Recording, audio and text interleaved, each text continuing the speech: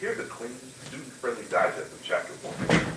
Chapter 1, Introduction, Egan Debugging. Big idea. Debugging is a repeatable discipline, not mysterious art, made of a few fundamental rules. If you remember and apply them, you'll find bugs faster than people who wing it. Why this matters. Whoever fixes hard bugs the fastest wins. Better products, less stress, earlier nights. Even strong debuggers benefit from having common language to teach and coordinate a team. Who it's for? Not just engineers, programmers, techs, QA, support, managers, teachers, anyone who must figure out why it's broken. What the book is: tool-agnostic methods that work on any system, software, hardware, even cars or plumbing. A compact set of golden rules illustrated with war stories. What the book isn't: not about preventing bugs, process quality methods. Not about QA test design or bug triage, prioritizing what to fix. Not a product-specific troubleshooting table.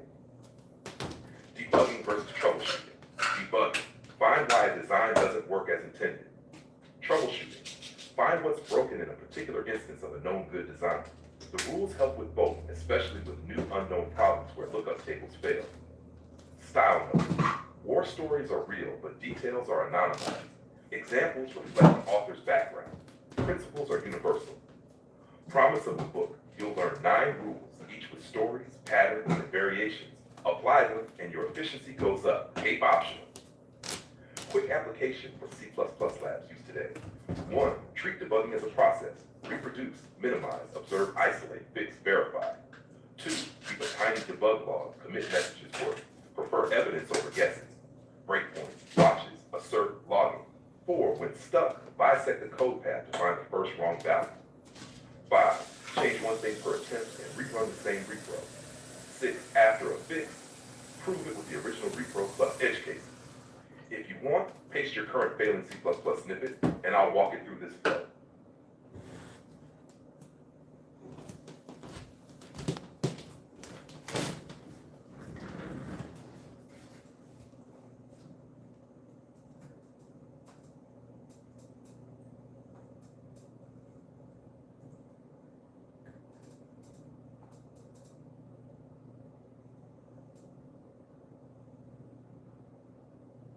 Imagine being able to build an app with your name on it, just by thinking about it.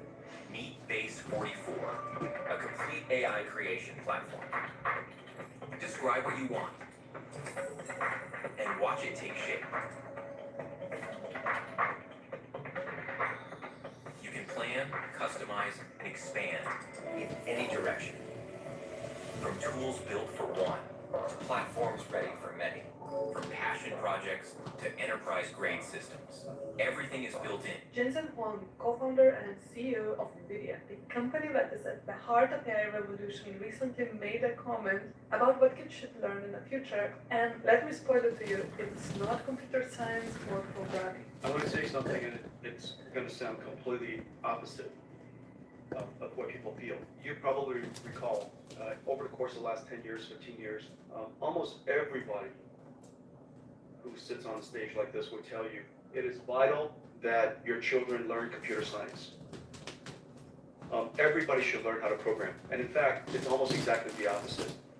It is our job to create computing technology such that nobody has to program. And that the programming language is human.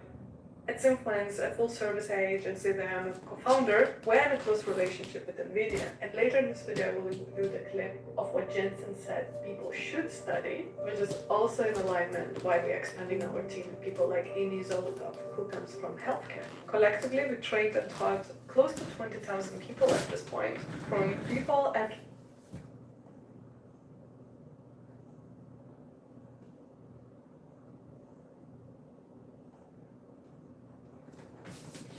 Love this chapter. It's the poster. Here's a tight, suitable for framing cheat sheet you can actually use during C++ labs. The 9 debugging rules, mini poster. 1. Understand the system. Know the spec, data flow, inheritance, and tools. Sketch inputs, outputs. Know pre-post conditions. 2. Make it fail. Create a repeatable, minimal repro you can run on demand. Save the input. See random. 3. Quit thinking and look. Inspect reality, not your hunches. Breakpoints, watches, logs, return codes, error messages. 4, divide and conquer, bisect the path to find the first wrong value. Add quick prose prints to split the search space. 5, change one thing at a time. Single, reversible edits.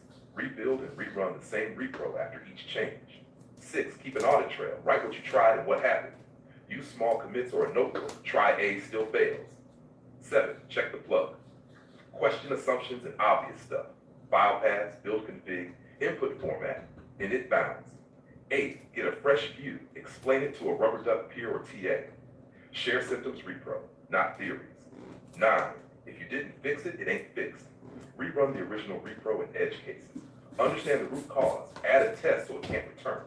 Want this as a printable one-pager or a VS Code snippet you can paste into new projects?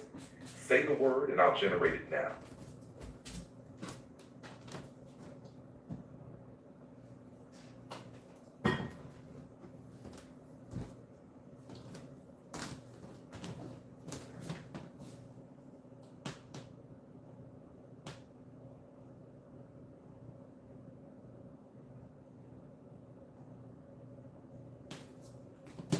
Got it. Chapter 3 is all about rule number 1. Understand the system. Here's your crisp takeaways, how to use them in C++. Chapter 3, understand the system. Core message. You can't debug what you don't understand. Before chasing symptoms, learn what the system is supposed to do, how it's wired, and how your tools observe it. What to actually do. Read the manual first. Specs, data sheets, API docs, comments, app notes, reference design. Cover to cover, not skimming. Know what's normal. Ranges, units, byte order, timing, invariants, and expected states. Normal lets you spot not normal. Know the roadmap. High-level block diagram, modules, APIs, inputs, outputs, and contracts across each interface. Know your tools, debugger features, watch points, logging, profilers, and their limits, e.g. debugger won't reveal data races. Look it up, don't guess. Pinouts, function signatures, flags, compiler, linker behavior. Verify before measuring or changing. Be skeptical. Specs and old schematics can be wrong. Verify with the latest docs or experiments. Typical failure patterns from the war stories. Copy designs, old notes, miss a crucial condition hidden in a single line of a spec. Tribal knowledge advice, knee-jerk, beats looking up the facts, leading to persistent, bogus constraints. Comments that warn this clobber's register X are ignored, or totals foreshadow the exact bug you just hit. How to apply in C++ Labs today. 1. One-pager overview. Sketch modules, data flow, and invariants. List each public function's pre-post conditions. 2. Contract read-through. For every library call you use, IO, STL, threads, chrono, file system, read the reference once. 3. Tool warm-up. Learn 3 debugger moves. Step into over, conditional breakpoints, watch expressions. Learn how to view disassembly in memory when needed. 4. Build API facts. Know your compiler flags, UV traps, signed overflow, lifetime, layout alignment rules, and exception behavior. 5. Look up ritual. Before touching a mystery variable or pin, pause and check the signature spec. No, I think. Quick checks before you dig deeper. Am I running the right build, debug versus release? Is input format in its locale what I think it is? Are preconditions satisfied? Sizes, nodes, lifetimes? Do I understand this third-party calls error semantics? Did I confirm the latest documentation? Mini exercise. Pick one function you call, e.g. set getLine, sort set thread, read the full reference, and write a 3-line note, purpose, false, example. Draw the block diagram of your current project. Label every interface with types and invariants. In your IDE, practice setting a conditional breakpoint and a data breakpoint, watch point, on a vector size change. If you paste your current lab's module list or a puzzling API call, I'll mark up its contracts and the exact normal versus not normal values to watch.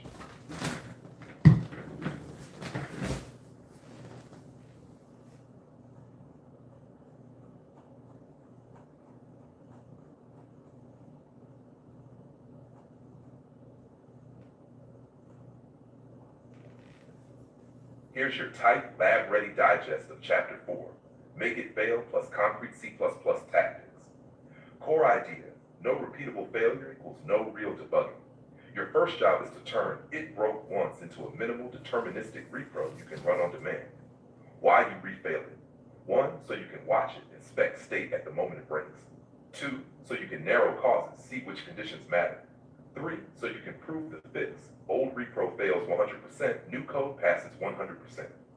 Make it fail in C++. 1. Build a minimal repro. Strip to the smallest main input that triggers it. Freeze sources of randomness. Seed RNG. Stead MT1T937 tell 3456. Fix time. Inject a clock interface. Pass a fake clock in tests. Disable concurrency where possible to start, single red, then reintroduce. Pin environment. Same compiler flags, same data files, same locale, same CPU features. 2. Automate the sequence. Stimulate, don't simulate. Drive the exact user flow with a tiny harness. You can see the code in our conversation history. UI app, script keystrokes clicks, OS level tools or test hooks to repeat the real steps cause failure. Don't rewrite the algorithm in a test that's simulating the mechanism. Capture first-hand evidence, logs plus state. Add cheap built-in tracing. You can see the code in our conversation history. Log inputs, seeds, command line, commit hash, build type, and a tiny state checksum. For intermittent issues, log every run, then dip a bad log if it's a good one to find the signature event. 4. Tame intermittency. Suspects in C++, uninitialized data, data races, lifetime UB, timing, IO, floating non-determinism. Turn dials deliberately.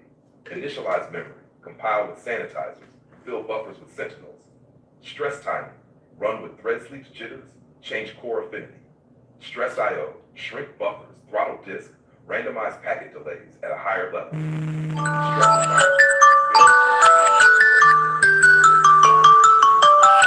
Is common, but don't melt the chip. Loop, randomize conditions, not the algorithm. 5. Know you fixed it, not luck. Keep the original repro. After the change, rerun until the previous signature sequence appears. If the sequence occurs but the failure doesn't, you fixed it. Don't accept 1 in 30 now as success. Either eliminate the signature or find the root cause. Nash red flags, what not to do. Don't simulate the bug by changing the mechanism, e.g. rewrite the writer to test a write bug. You'll invent new bugs. Don't test your fix under different steps inputs than the repro. Your limerick might also work. Don't trust patterns from tiny samples. It breaks only after lunch. It's the cafeteria. Gather evidence. Ready to use snippets. Deterministic test runner catches rare failures. You can see the code in our conversation history. Minimal crash catcher, find the first wrong value. You can see the code in our conversation history. Tooling that helps you see it fail. Address UV thread sanitizers. Turn intermittent UV into loud, repeatable failures. Valgrind, perf vtune, memory misuse, hotspots, timing, conditional breakpoints and watch points, break on v.size, I, or when a pointer changes. Core dump symbols. Postmortem is still firsthand if you capture it every crash. Quick checklist pinned to your monitor. Do I have a one-command repro? Does it fail every time, or do I know the signature to wait for? Am I stimulating the real scenario, not simulating the mechanism? Am I logging enough to diff good versus bad? After the change, did I rerun the same repro to prove the fix? If you paste a failing snippet or describe your flaky test, I'll turn it into a deterministic repro and point out exactly what to log and where to set the breakpoint.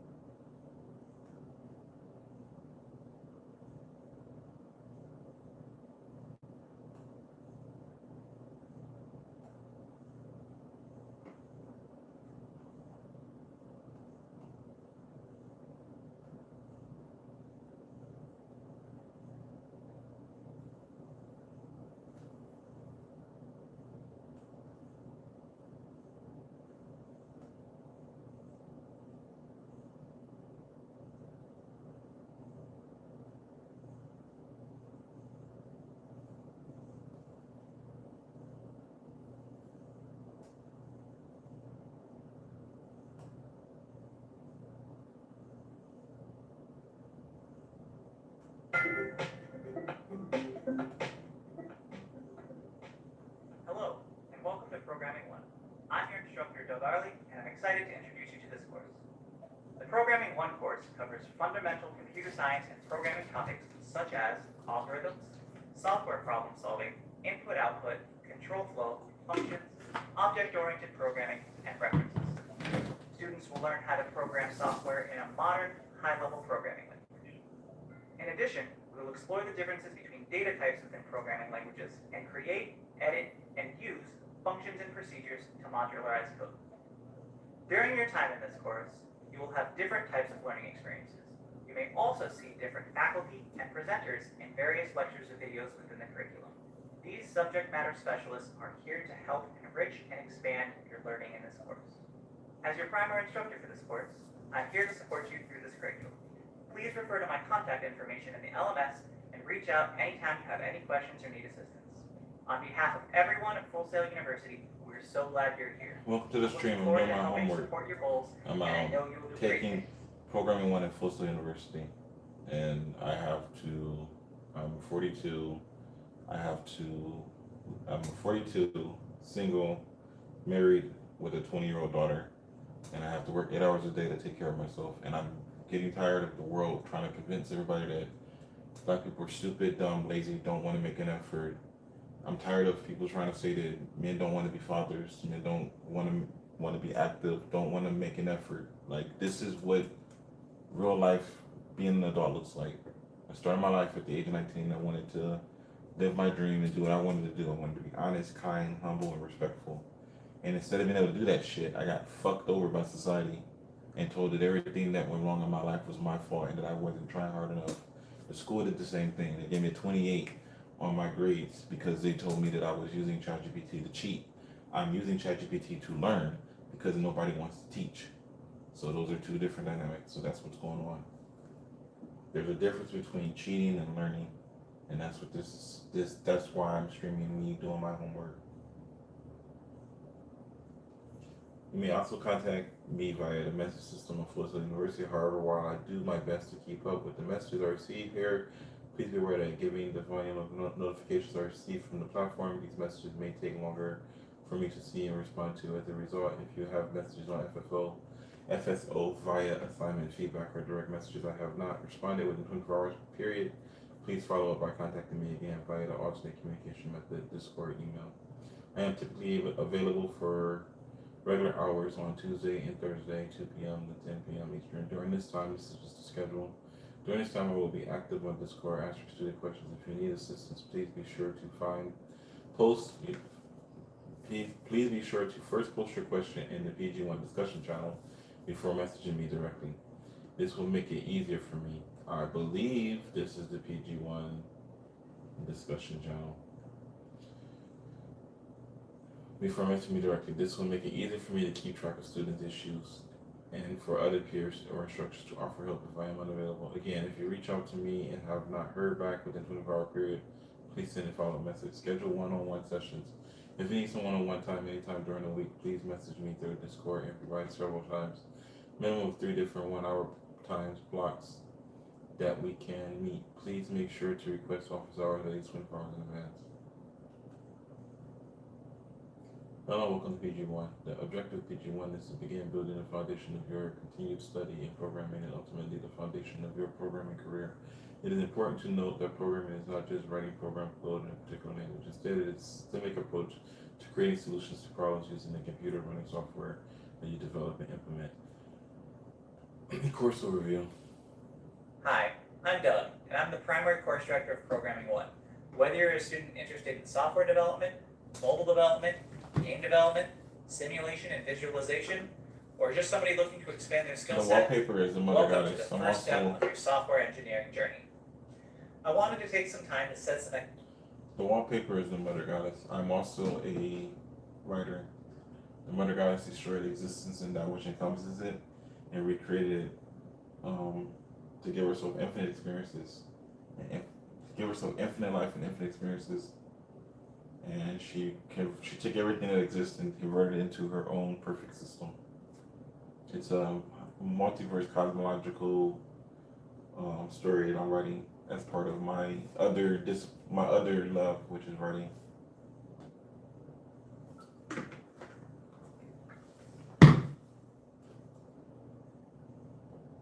expectations, as this course may be unlike some of the other courses you've taken in the past. As a general rule of thumb, you'll want to reserve a minimum of 20 hours per week for Programming 1. And while this course is designed for students that have no experience with software development at all, if you've never touched programming before, you'll probably want to reserve more than 20 hours a week. Be sure to check out the course syllabus available on both the About section as well as the course overview on FSO. This will give you a better understanding of the overall workload week to week. If you do have previous software development experience, you may find that toolset available to you in this course is fairly limited.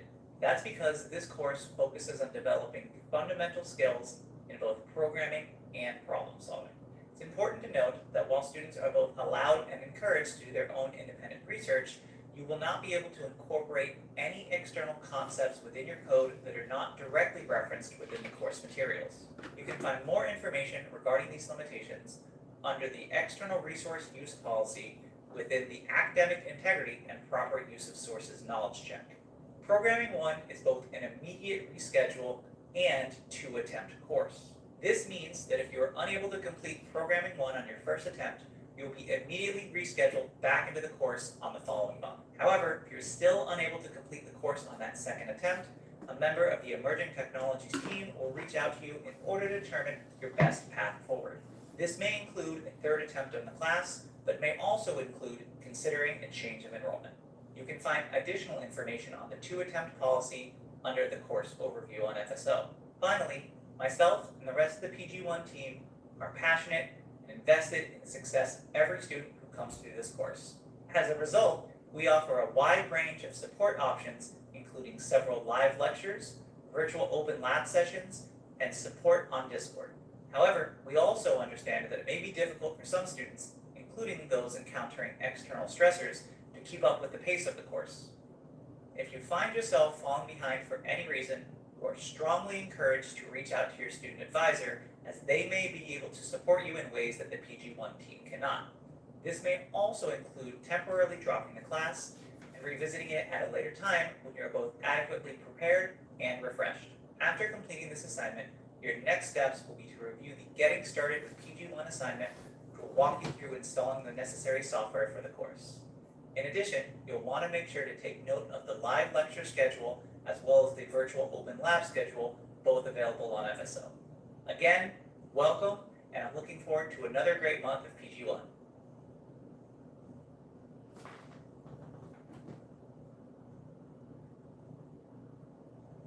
Programming 1 course covers fundamental computer science and programming topics such as algorithm, software problem solving, input-output control flow functions, object-oriented programming, and references. Students will learn how to program software in a moderate high-level programming language.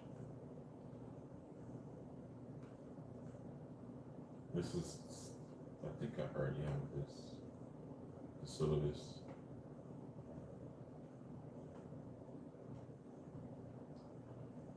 I already went through a lot of that stuff.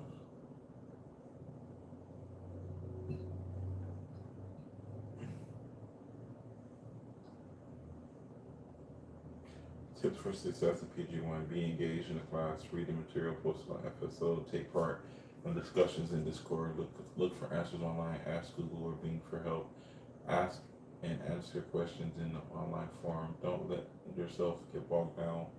Follow the struggle steps below to stay on track. Regular check your email and FSO for update class information instructions. Take notes using pen and paper during video presentation and as you read through the various material for the class. And an abundance of research show that writing something down significantly increases the likelihood you will recall. Additionally, it will be easier to reference if you have it in hand and don't have to search online for it. Use a pen and scratch paper when taking notes. If you don't need it, great. If you do need it, you don't want the distraction of getting it out during a test. If you need any kind of help or clarification, please reach out to your course director via email or on Discord. I am here to help in any way I can.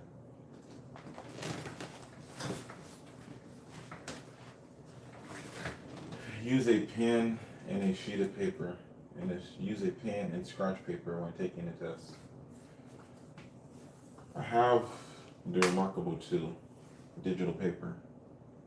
I have digital paper. I don't understand why people like to cling to traditions when technology was designed to make things more efficient and a little bit better.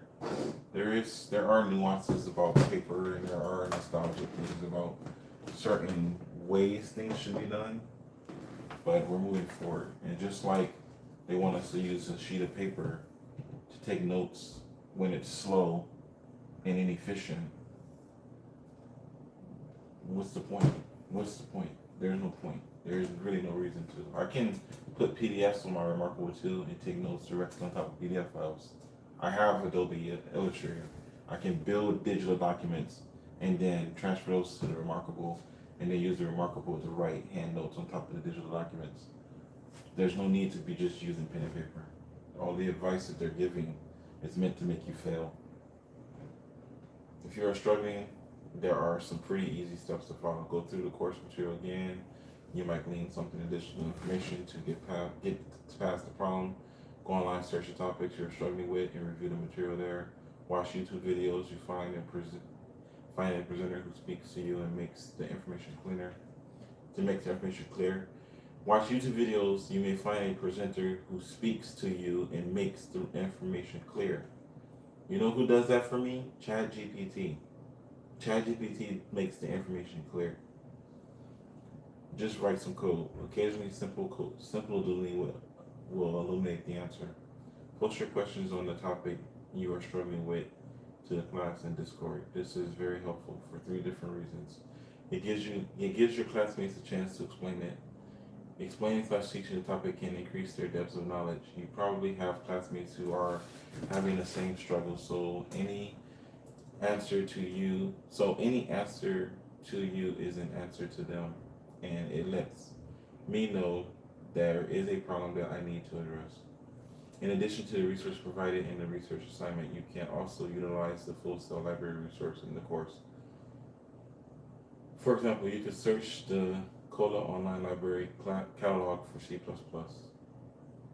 This course is a 2-temp class. This course has been designed as a 2-attempt course. Mastery of fundamental skills in the course is a good indicator of long-term success and degree.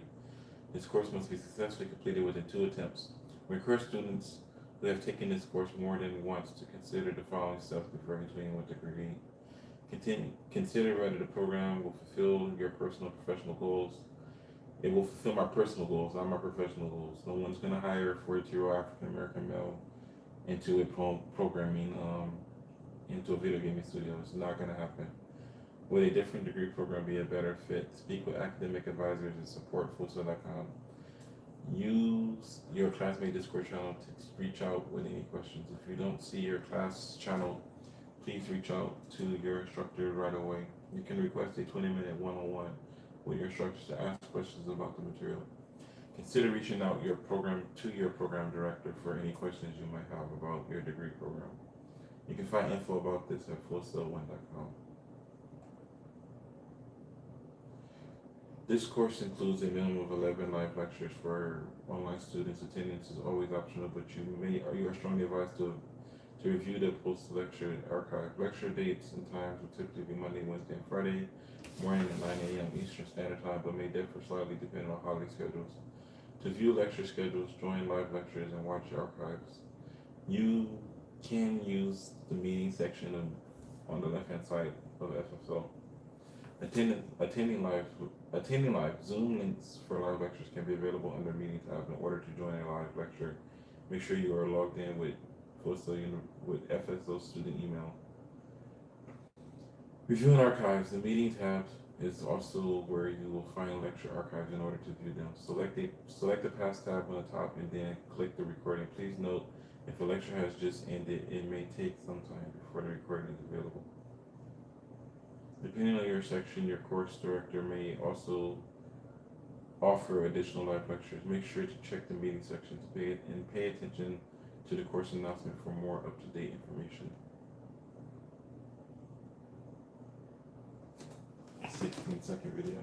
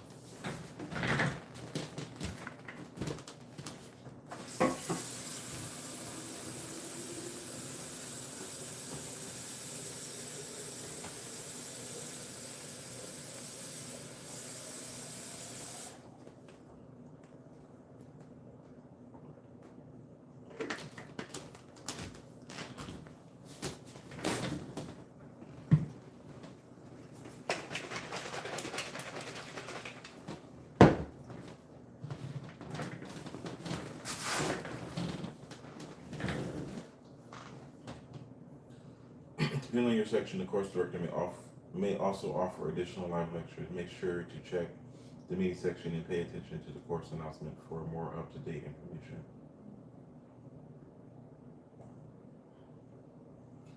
Open lab information and scheduling. Students searching for additional lab assistants may join optional lab meeting held several times per week. Fullsail lab specialists provide students with live assistance via Zoom during these open labs. After joining the Zoom meeting, please enter the question into the chat to start. Please be patient as lab specialists often assist many students and sometimes use breakout rooms to do this. When asking your question, be sure to include the following: your current course, the name of your instructor, the current assignment you are working on.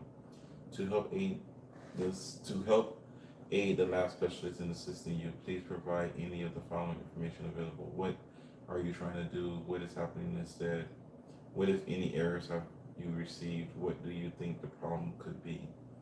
As a reminder, lab faculty are not permitted to give code/answers to students. The Open Lab aims to direct students in the right direction and help them identify issues or knowledge gaps and aid in their learning journey. The Open Lab schedule will change from class to class and sometimes from month to month.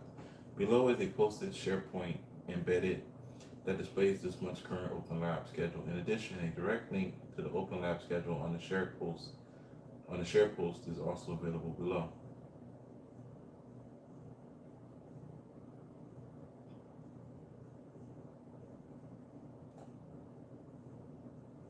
Technology program and lay policy.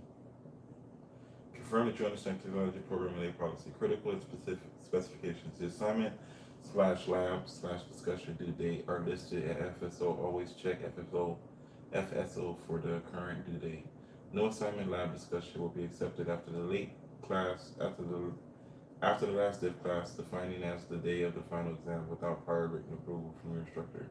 To avoid a late penalty, you must notify your instructor in writing before the due date listed on FSO. If you need an extension for any reason, if an extension is not requested before the due date, a late penalty of 10 points will be applied to the assignment/lab discussion for 48 hours. After 48 hours, the assignment/lab discussion can be submitted for feedback, but you will receive a 0 grade unless otherwise agreed to by the instructor. Exam practice quizzes and other assessments are not acceptable after the list due date. Graded assignment/lab discussion cannot be resubmitted. There may be some exceptions on a case-by-case basis. PG1 does not allow for resubmission once an assignment has been graded. After reading the above information, click the I've completed this activity button below. No upload is needed. Professionalism. Confirm that you understand the requirements of the GPS policy. Critically specific specifications. Comply with Fullsail policy and global professionalism standards as outlined in the student manual. Post all assignments on time. Please refer to the dates listed on FSO. Ensure that emails are free of spelling, grammar, and punctuation errors. All students start with 100% in professionalism based on Fullsail global professionalism standard policy. Deductions may be made based on attitude or performance that do not exemplify Fullsail's GPS standard. The GPS standard includes timelessness, respectfulness, preparation, attentiveness, and compliance. See below rubrics. Comply with Fullsail policies throughout the course. After reading the above information, click the I've completed the activity button below.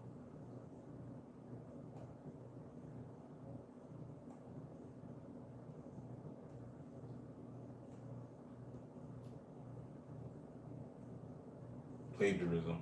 Avoiding plagiarism in code is critical because it ensures the code is original and not copied from someone else's work without proper attribution. Plagiarism in code can lead to serious consequences such as legal actions, reputation damage, and even academic sanctions.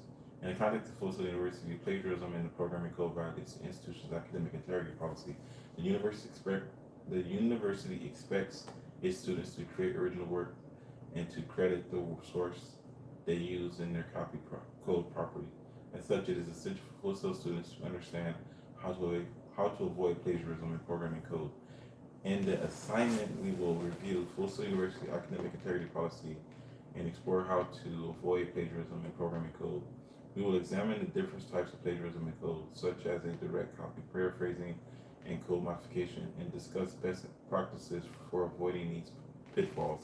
By the end of this assignment, you will have a solid understanding of how to maintain academic integrity in your programming code and avoid plagiarism.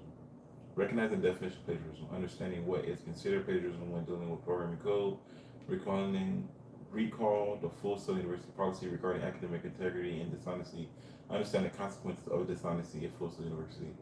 Read, watch, and follow along where indicated with the following material. Once you have reviewed the resources, provide answers below. Full Sail wants to the manual, code, inquiry,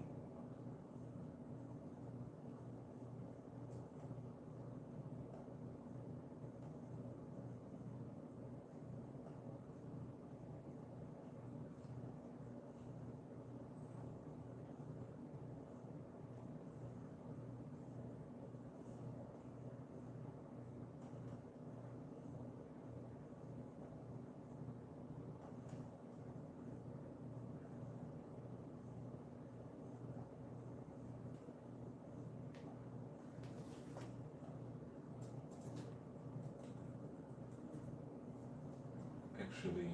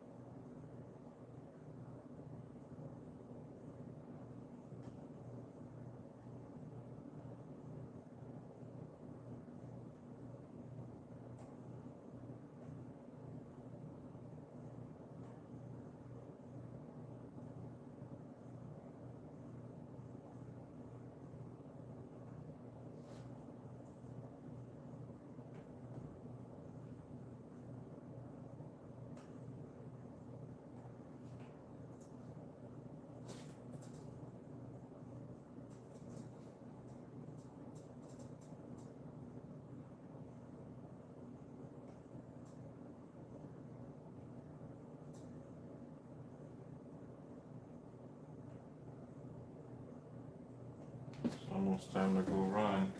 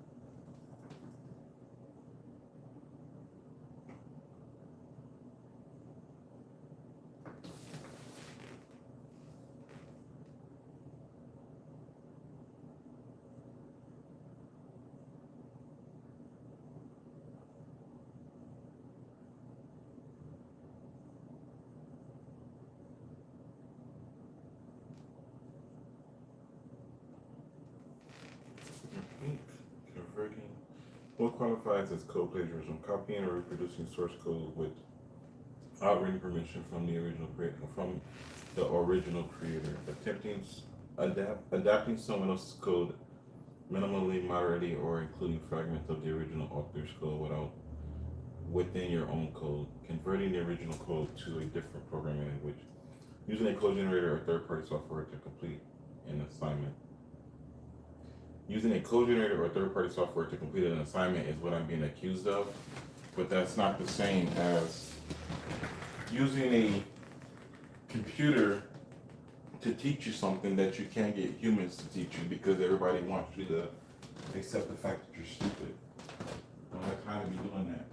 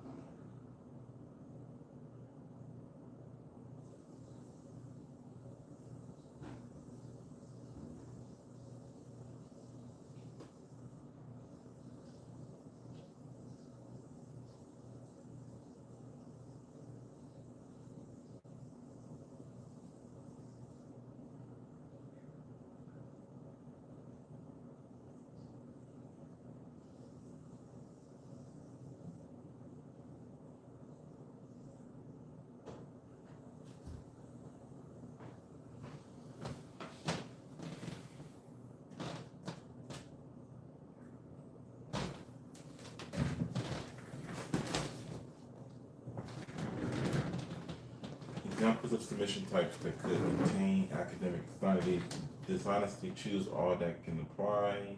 Computer code, music, computer graphic, marketing plan, PowerPoint keynote, review summaries, scripts, make up work. Webster Dictionary defines plagiarism as, I know it's all four because I got it wrong last time, but I asked ChatGPT to check my work and it said all four. I have completed in the learning activity above, note or video and review, and I'm ready to attempt the question in the evaluation section below. Yes, and then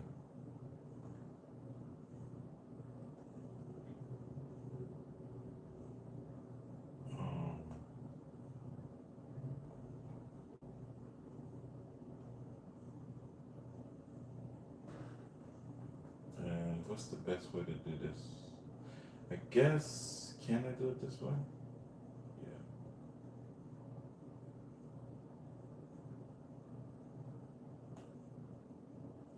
No, it'd be better to do it with the photos.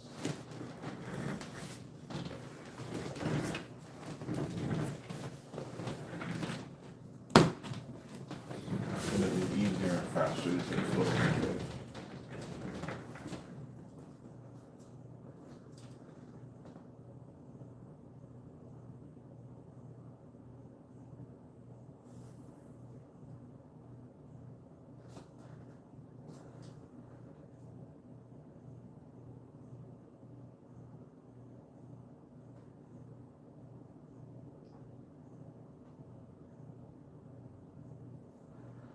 I've already answered the questions. I'm just asking ChatGPT if the questions are correct. I already know they're correct.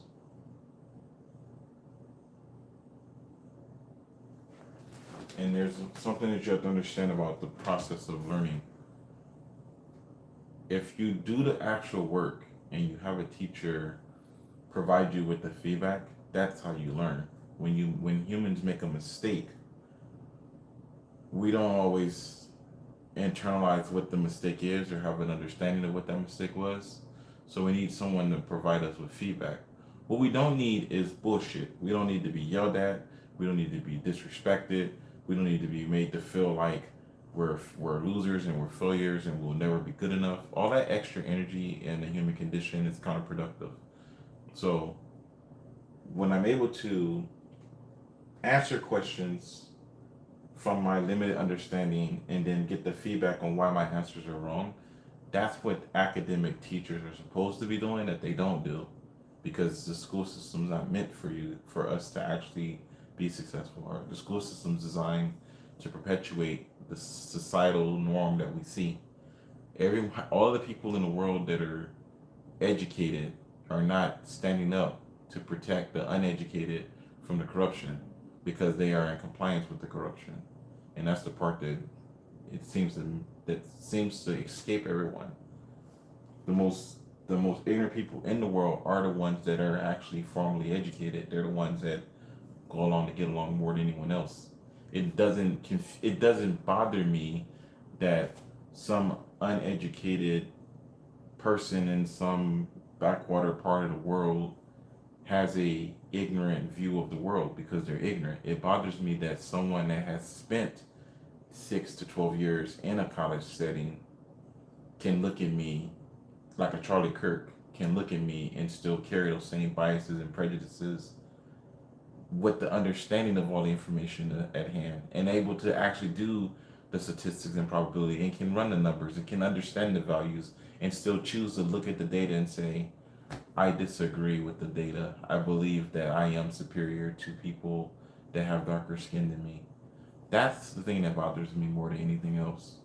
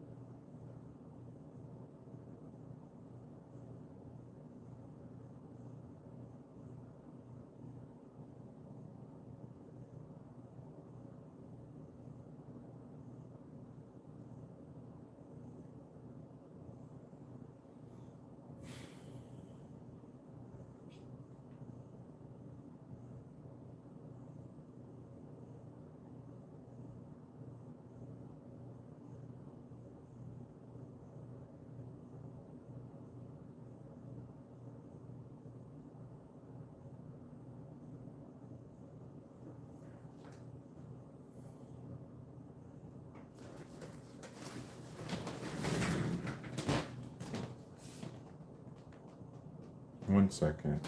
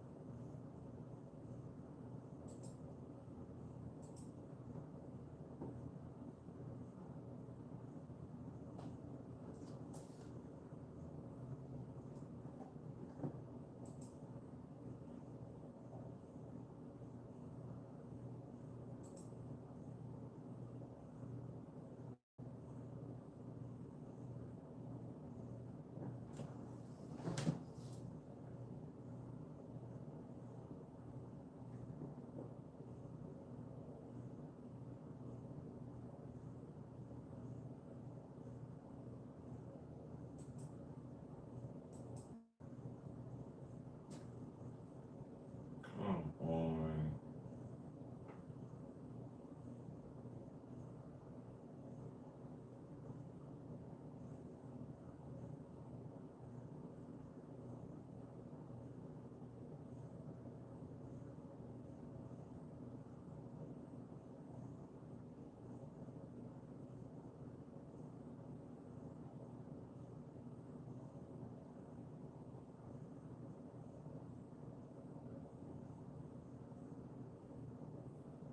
Thank you.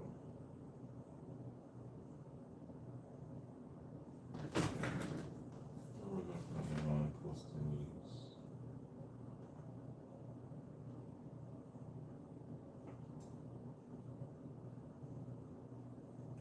Just around. Oh yeah. Okay, I got it figured out.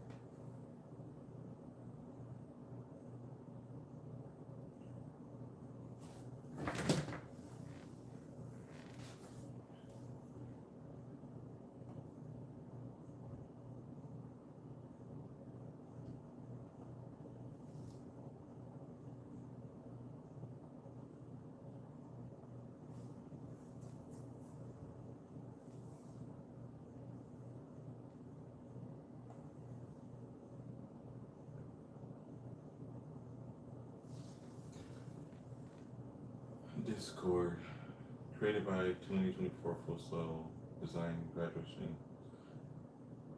Discord is a popular community platform for connecting community gamers and friends through text, voice, and video chat. In the assignment, discuss how to download and install Discord on devices, and more importantly, how to connect to a Fullsail document BSAP or something.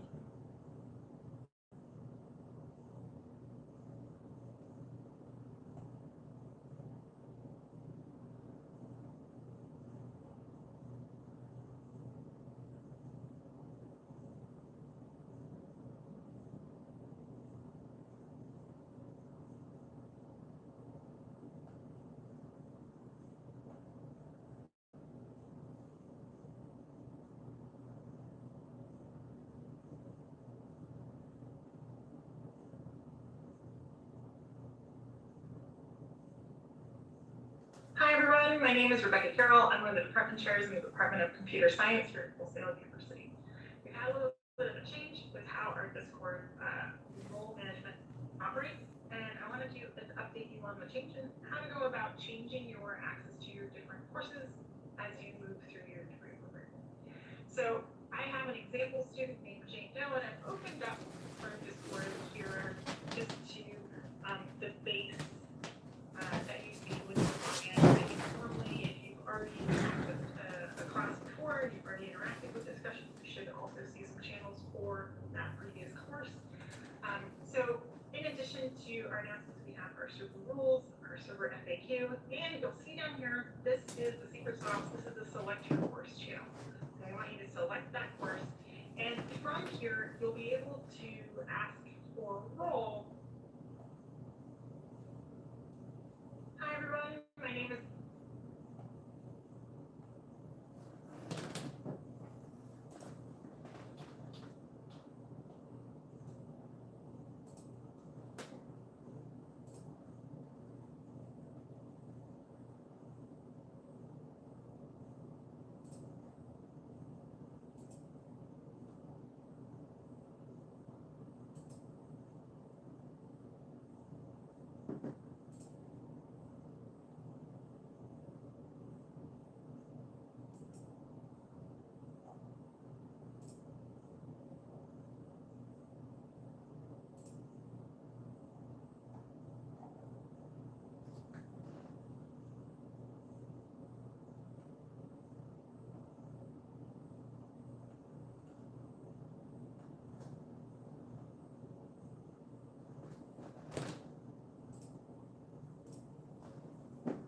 Hi everyone, my name is Rebecca Carroll. I'm in the Department of Computer Science here at Fullsail University. We've had a little bit of a change with how our Discord role management operates, and I wanted to update you on the changes and how to go about changing your access to different courses as you move through your career.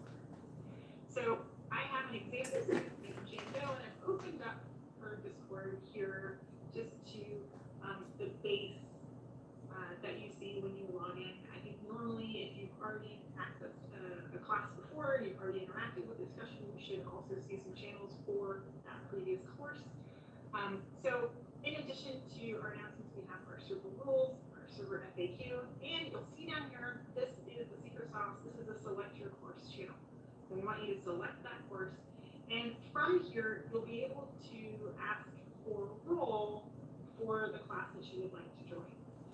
Now, these are divided into two different pull downs. So we have a pull down of classes for the first half of the degree program and a pull down for the second half of the degree program. So if you just started in our Discord server, probably in the first half, the classes like programming 1, programming 2, and so on. If you're near the end of your degree in the last half, you're going to be in the second list. So what you're going to do is you're going to want to select Jane Doe. She's just starting out, so she's in programming 1. So I'm going to go ahead and select that here. So here I have programming 1. I'm going to select that, and as soon as I click down here and click off, the bot is then going to assign me the role of programming 1. You need to make sure that you're only accessing the channel for the class that you are enrolled in, online.fullsail.edu. You can access up to 2 courses because sometimes we have students that are enrolled in more than one course. If you need access more than that, you can reach out to us. You can reach out to me, Rebecca. I'm available at Rebecca C well, and we can discuss your access levels. So from here, at the end of every course month, you're going to need to update your credentials. So for example, Dingo, she's finished PG1, she's learned the basics of programming, and she's ready for the PG2 class. So when that happens, she doesn't want to have access to the PG1 classes and get those notifications. So she's going to go back to the select your course page, and she's going to need to deselect program 1 and select programming 2. Once she's done that, the bot will then remove her from programming 1 and put her in programming 2. And you can see that now she has access to all the programming 2 channels. If you're finding that you're not able to find your particular class, please reach out to your instructor on Fullsail Online to talk to them about access and what's available for that course. We do have some courses using separate Discord servers, such as our capstone and our functional courses. So you're going to want to ask that instructor if you don't see the course listed here. As always, if you need any help or have any questions, please don't hesitate to reach out. You can find me on email again at rebeccac@fullsail.edu or hit me up with a DM. Take care.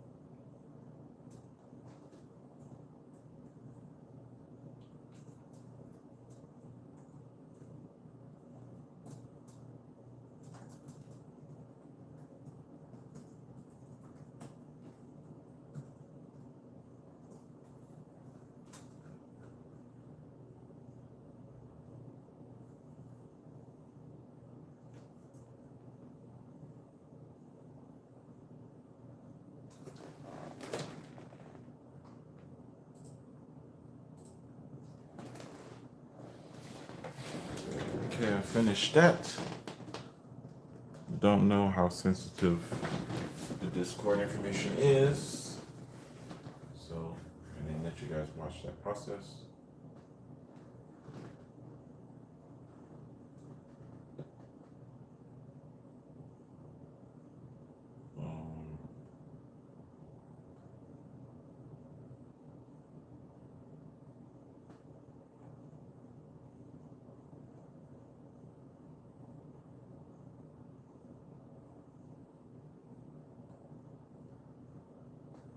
Hey guys, this is a question I get asked pretty often, so I just want to take some time to explain how to syntax highlight your code in Discord. So Discord uses a kind of coding language to format text known as Markdown. It's widely used by a bunch of things. It's used by GitHub, for instance. It's used by Reddit, but Discord uses it as well. Now you can do a few cool things with Markdown, but primarily today we're going to look at syntax coding, right? So in order to do syntax coding inline, you can format your stuff with like code by using a single, it's like a tilde, right? So tilde is going to be the key next to 1, right, to the left of 1. You're going to get this little guy, and you're going to say code, right, like that. You see it highlights that right there, so it'll look like that. So if I wanted to talk about string variables inline, inline, I would do this. Now it won't actually highlight this code, but it will actually kind of start to format it, right? You see kind of that formatting. But you can actually do full-on syntax highlighting in blocks. So in order to do that, I want to do 3 of these, right? And then it's going to ask me which type of language I want. So I can say Markdown if I wanted to by saying MD or Markdown. When it turns green, that's how you know, right? I can say C#. I do have to type out C#, and you'll see C does not work like that. You can do C++. Obviously, C is a language as well, so that works. Java, so on and so forth, right? I'm going to do C#, and then I'm going to make some new lines by holding Shift and pressing Enter a few times, and then I'm going to close it. Inside here, I can say class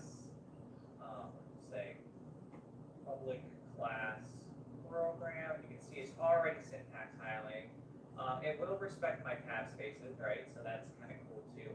And here I'm going to say public void, public static void main, and R for syntax. The syntax highlighting may be something different from what you have seen, but it will actually do stuff in here, right? And then I can do console.writeLine.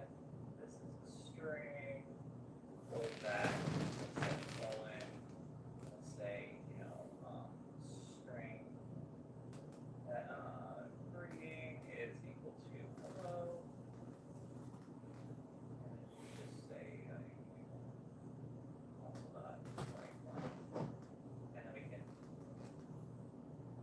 query, right? This won't actually execute any code, but it does make it a little bit easier to read your code if you're copying and pasting it into Discord, whether it be a private message or a public channel, right? So if I press enter, there you go, it's all printed out, it's highlighting my code. So yeah, a lot of people ask me how to do that, so I thought I would just record a short video and explain how to do that. So hopefully this helps. If you have any questions about this, have a great rest of your day.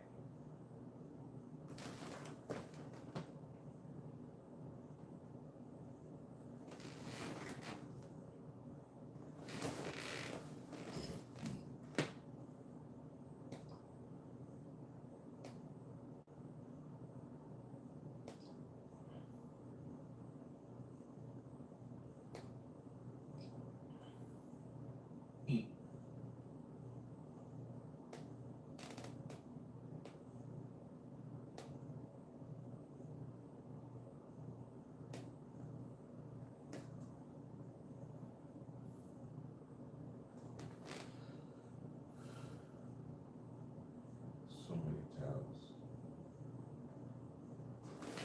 Got so many tabs. I think this is what I'm looking for.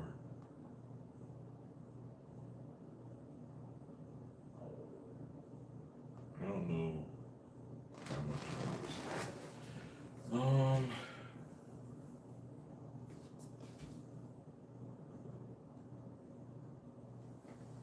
This. Okay, so I need. I guess. You know what I'll do? I'll do that. No, I want to do it that way. I'll do this. This. And then this. Put these two together. That. This is a. Not compatible. Right? Not compatible. Oh, maybe they are.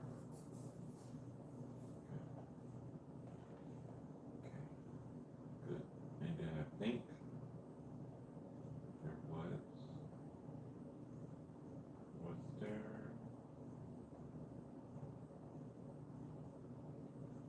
Well, I guess there was not. I can close. This can minimize because I'm gonna look at that later. This stuff can get closed. Don't need any of this. Don't need that. Don't need that. Just get rid of all that stuff. Just get rid of it.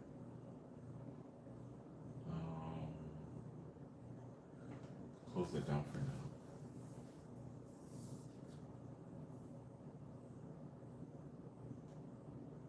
Get rid of it before they get overwhelming. Get rid of it. Get rid of that. Don't need that anymore. Don't need that. Don't need that. Just get rid of it.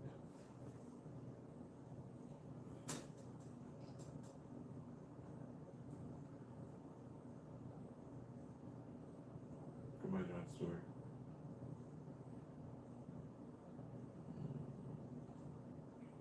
It's fair enough. Google on this side. Explorer on that side.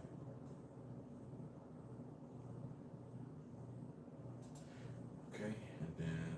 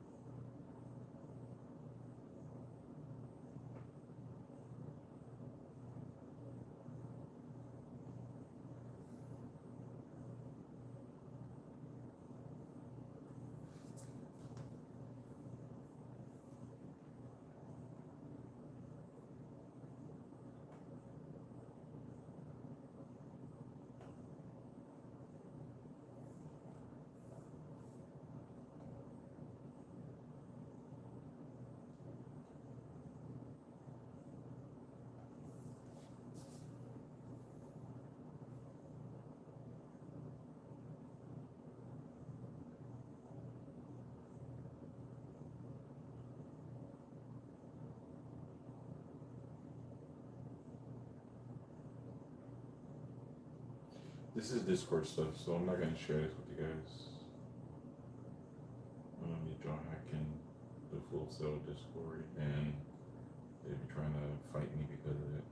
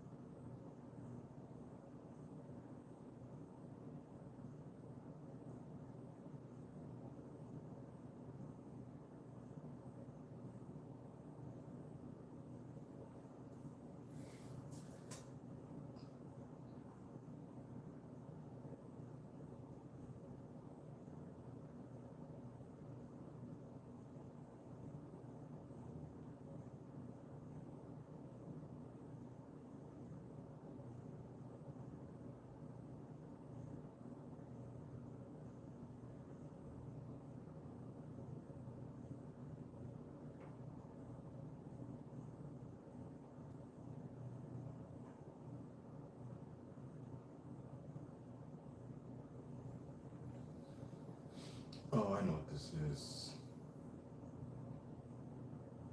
I've done this a million times.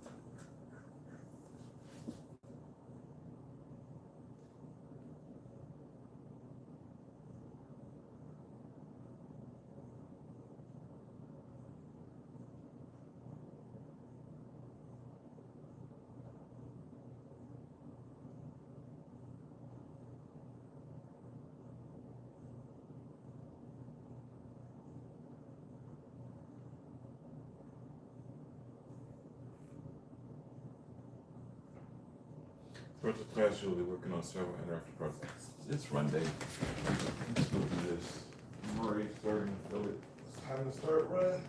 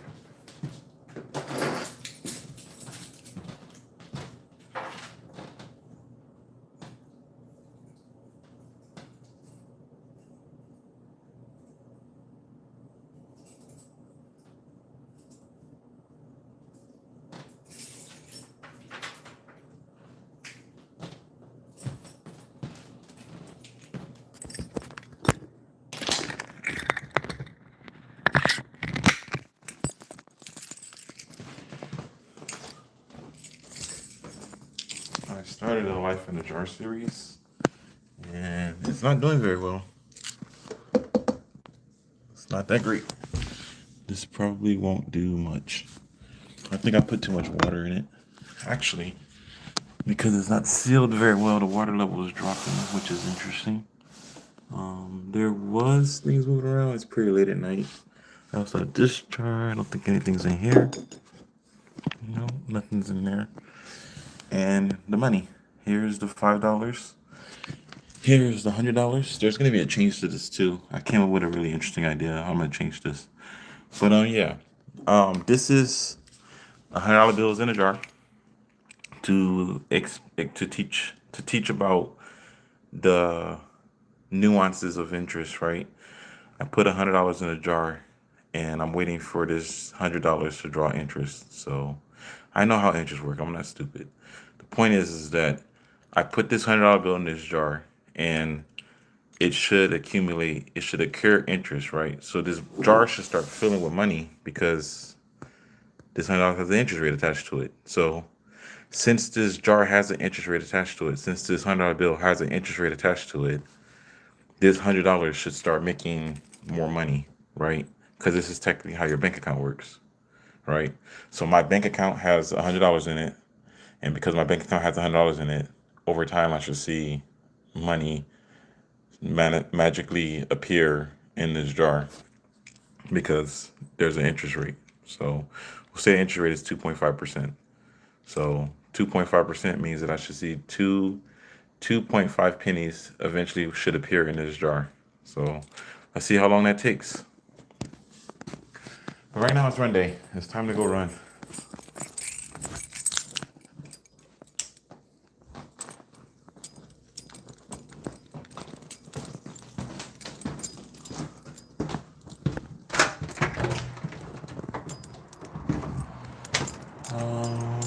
Is it cold? I think it's cold. I think we've reached the time of the year where I need to wear pants.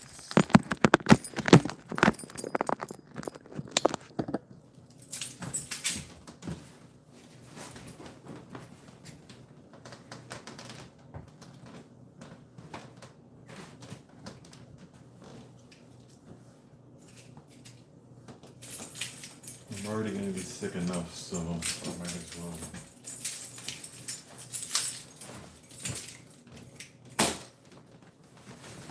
Take the extra precaution to try not to get too sick.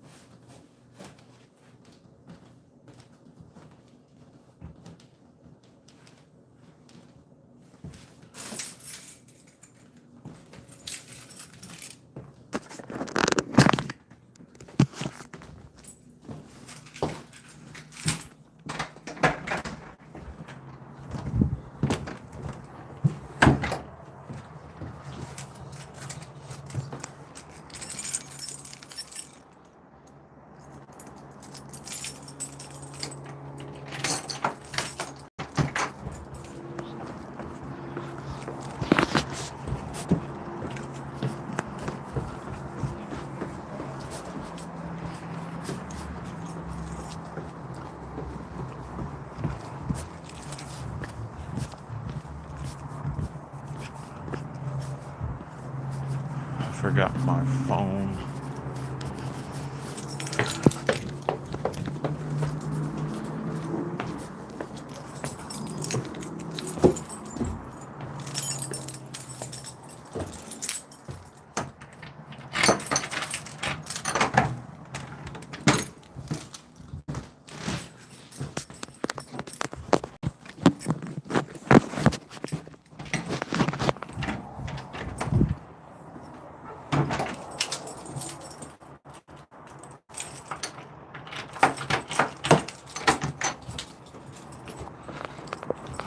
Time for a 2-mile run.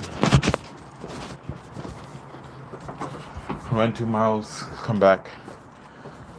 I woke up at 8 p.m. and I work tomorrow at 5 a.m.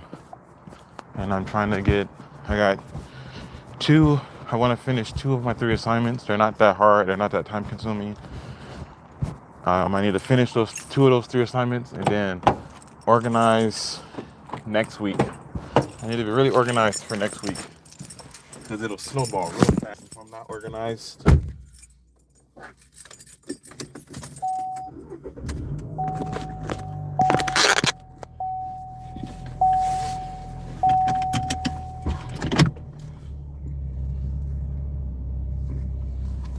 The car has a headlight out that I have to pay for.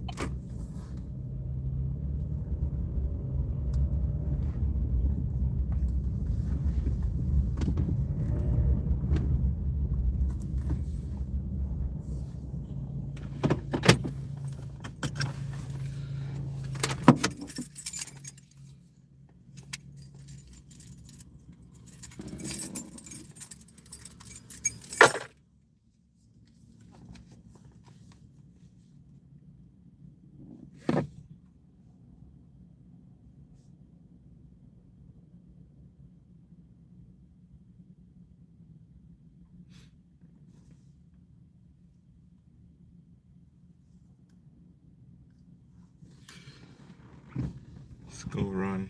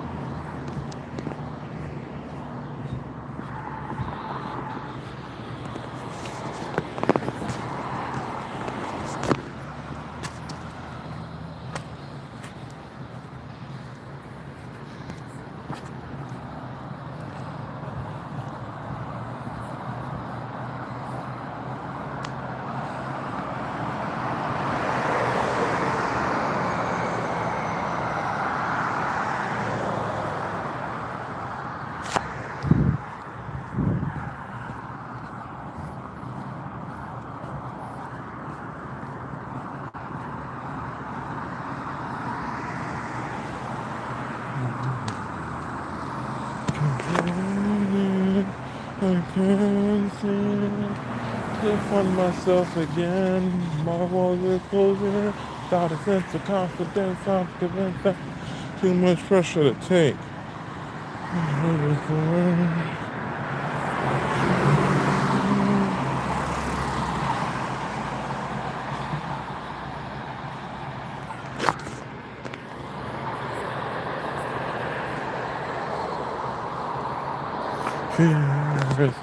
Wait.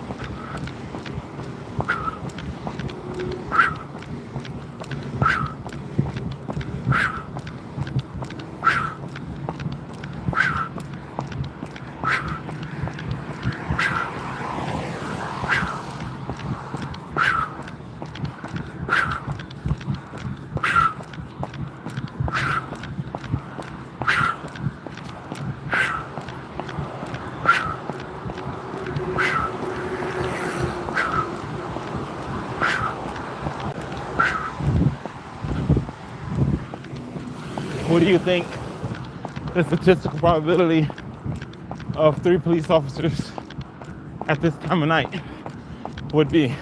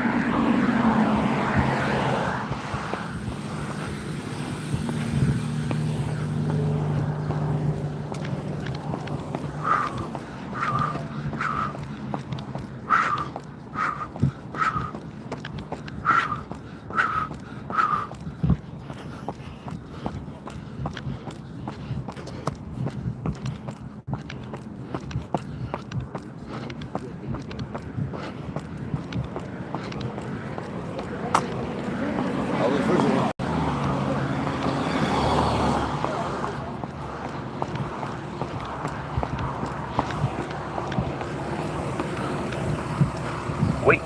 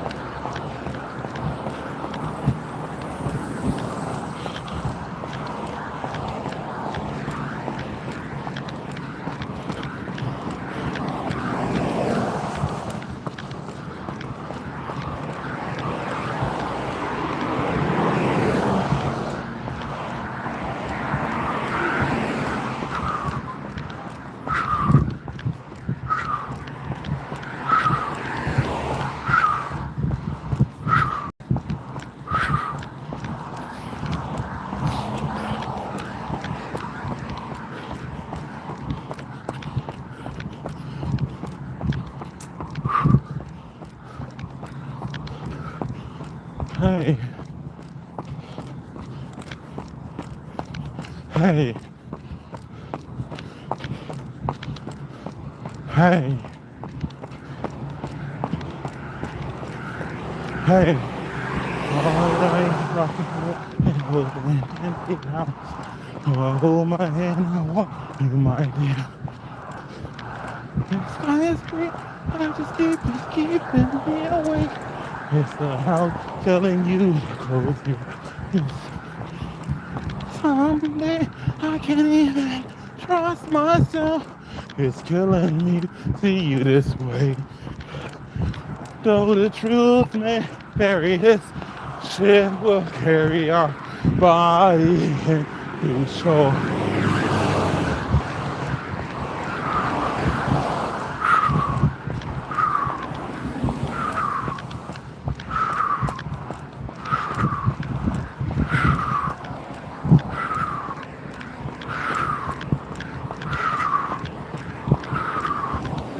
There's an old voice in your head that's holding me back.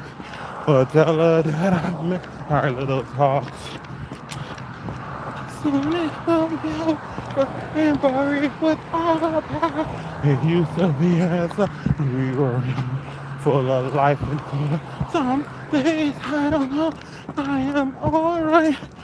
Her mind is playing tricks on you, my dear. Though the truth may vary, this ship will carry our bodies too short.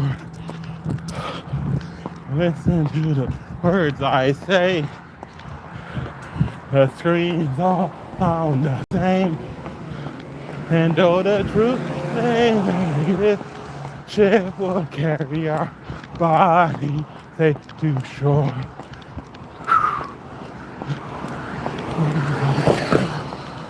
Hey, the screams sound the same. Hey, though the truth may vary, this ship will carry our body safe to shore.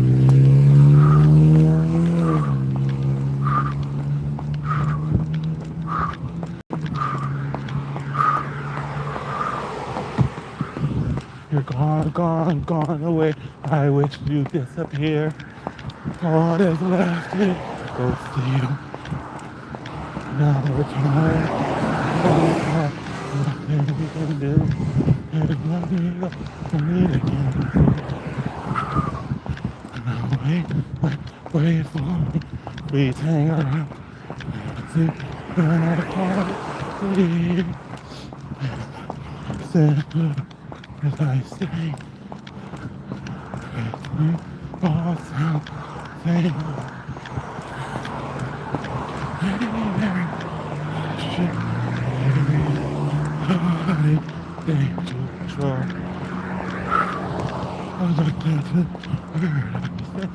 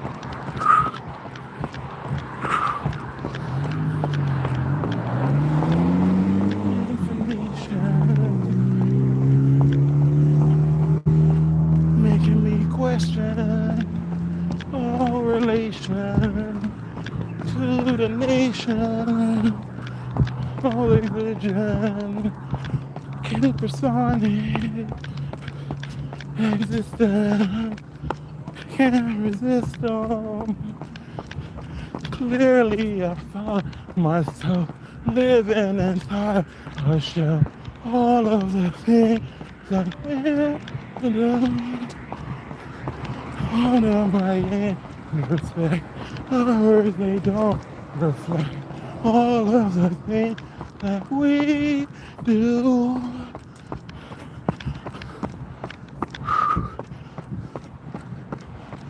My existence.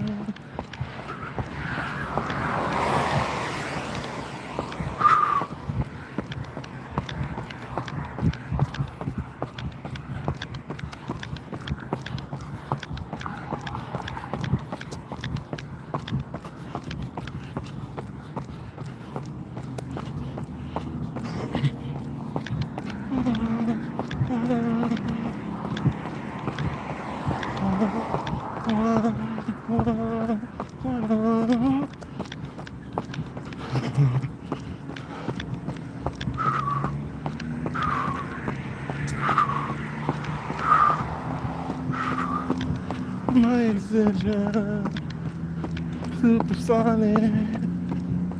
My existence, can't resist. Can't resist.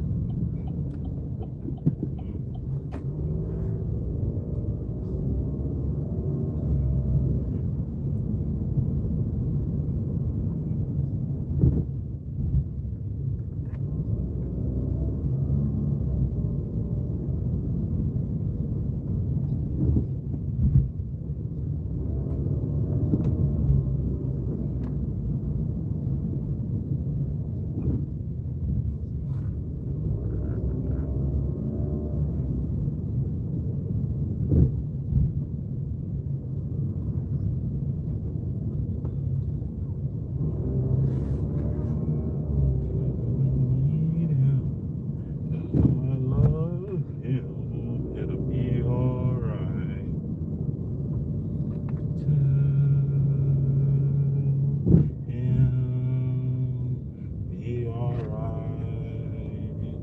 Be alright.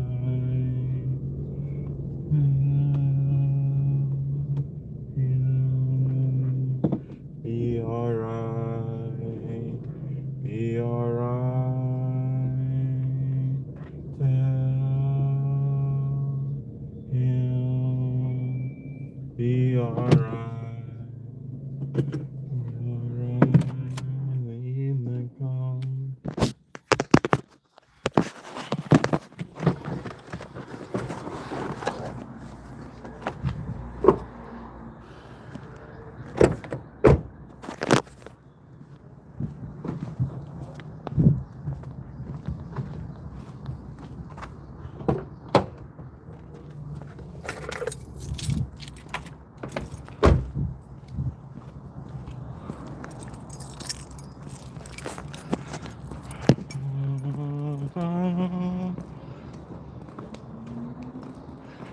No words, no talk, we'll go dream. And no pain, no hurt, we'll go dream. Amen. Come with me, and you go so high. Give it us, give it a fight. We both know power line. We get back up and start again. New home, the place is here. Leave behind this hope here with me. We'll go dreaming. You can do happy how it can be.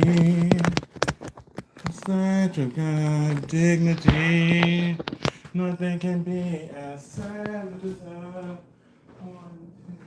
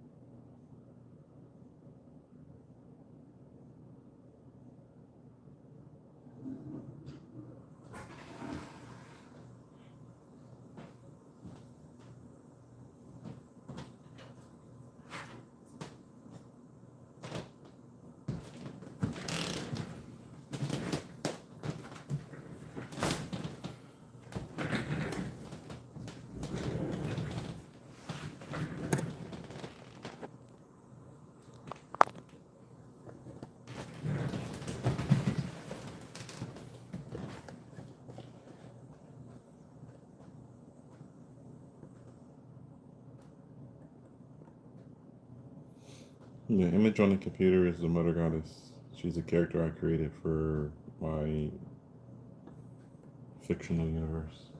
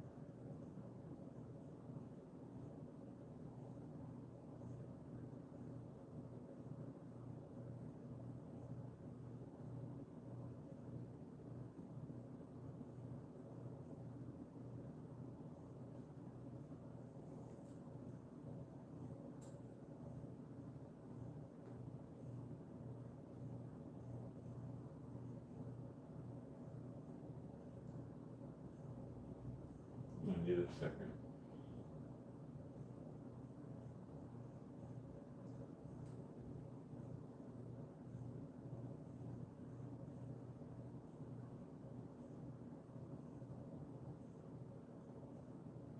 Throughout the class, you'll be working on several interactive projects provided for you. This assignment will review how to download, unzip, and work within these starter projects and how they function. In addition, this assignment will cover best practices for discourse throughout the external review, use policies, and how to upload your lab projects to the FSO platform. Objective and outcome, instructions, lab review.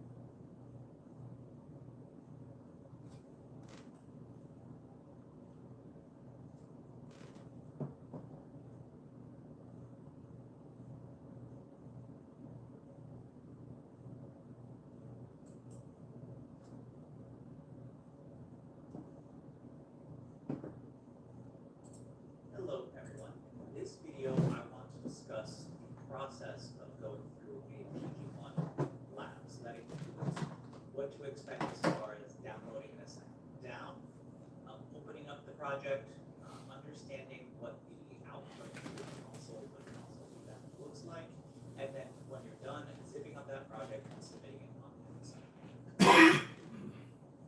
So in this class, you're going to have 8 lab assignments. Starting with lab 1, you're going to be creating your own project. And this is the only project that you are going to be creating the project yourself. For the other lab assignments, you're going to be provided with a project. You're going to be expected to work within that project and then submit that completed project on FSO. So what you're going to start off doing is when you open up a lab assignment, again, this starts with lab 2 all the way through lab 8, you're going to want to locate the resources and go to the downloads. And this also puts it at the bottom of the file, at the bottom of the assignment now as well. What you're going to find is you're going to find a zip file called lab-whatever.zip. You're going to right click and save that file to your computer. Now, by default, it's probably going to try to save to your downloads. Do not recommend you put the file into your downloads folder. What I instead recommend you do is you go and locate in your My Computer grouping here the C drive, that is local disk C on your computer. So you click on your this PC, you're going to come up with a list of your available hard drives. You're going to ignore that all of the hard drives are perpetually full. You're going to locate your local C, and you're going to double click that to open up your local C drive. Directly on your local C drive, that is right there on that folder that opens up, right? You're going to right click and add a new folder. I recommend naming this something short like FS to keep the file path name, full path of the files short. Inside that folder, you can make another folder for PG1 if you'd like, but I do recommend you put your projects into that folder. This is for several reasons, but it'll make your life a lot easier if you just follow this process. Once you've saved the zip to this folder, you're going to right-click the zip and extract all.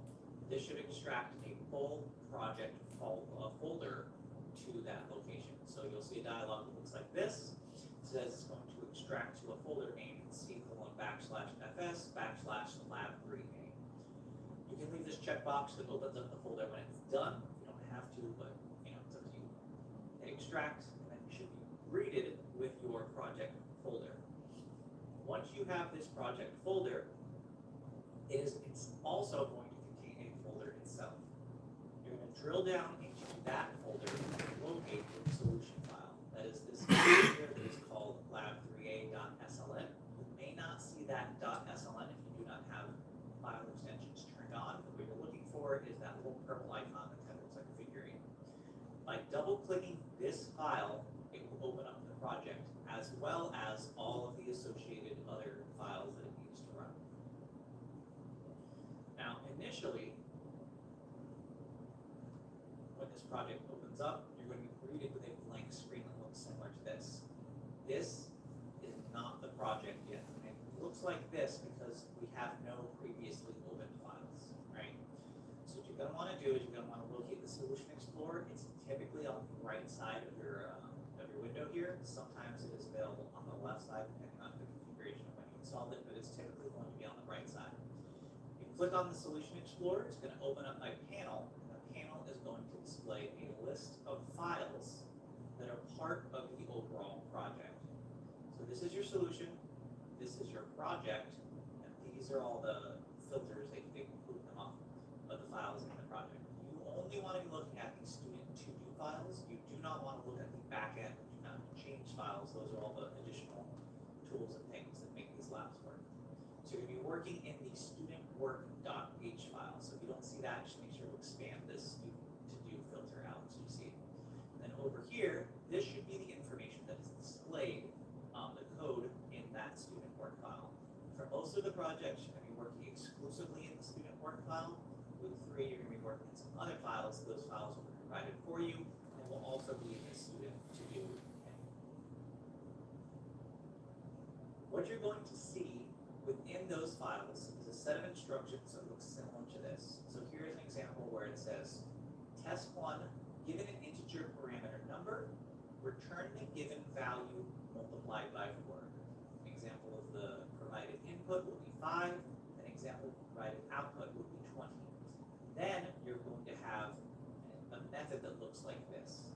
So this right here is known as a method. If you haven't gotten to your method to research, you don't need to worry about it.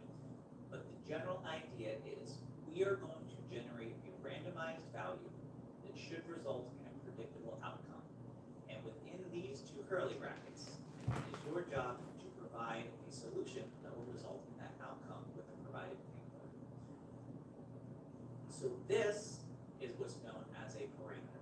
And you can think of a parameter as a placeholder variable that can be used inside of your method body, that is this right here, that can be assigned a value when the method is actually called. The process will be, I am going to send a value in via a parameter, and then you will use the parameters inside of the method in order to get and achieve the result, to achieve the result. So right now, you can see my method is only returning a literal value of 0. That is, it will only ever result in a 0. So the return statement here, again, if you haven't gone through the method research, is going to get data out of the method. So the parameter gets data in, return gets data out. Right now, the only thing that ever comes out of the method is a literal 0, so an integer value of 0. If we were to run this project right now, the console would open up with something that looks like this. This is the output displaying the result of our method. So here you can see it did 5 passes on the method. Each time it generated a random value and it expected a certain value out of it.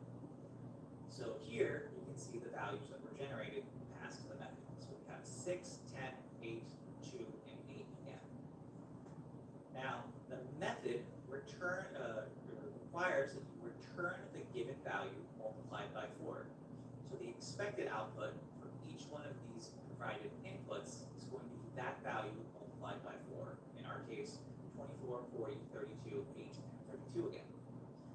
However, the received value is going to be 0, because again, remember, only thing this method ever does is return 0. So, the first thing I recommend you do is look at this data type right here. This is the expected return data type. And for this particular circumstance, you can see it's an integer value, or otherwise a whole number value. And right now, that is satisfied because we are returning an integer value of 0.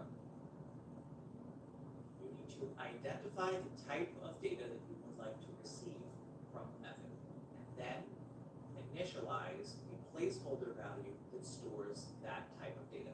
So here you can see I made an integer variable, and I initialized it with a default value of 0. Then you update the value that's returned returned to the value stored in the result variable.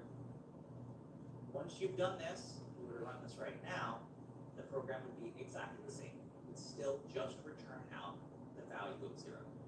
However, this is a great time for you to practice putting your comments. Start off with result placeholder or initialize a placeholder result variable, something like that, and then return the result value. Between here and here, They changed all this. you need to do I just realized. is essentially write out I just realized they changed this. Let me see if the other one is still available.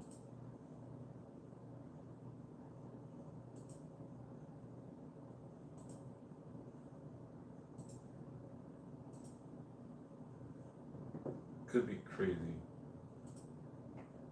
I don't think I am though.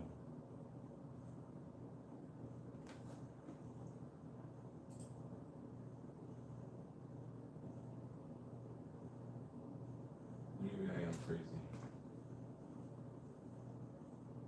1348.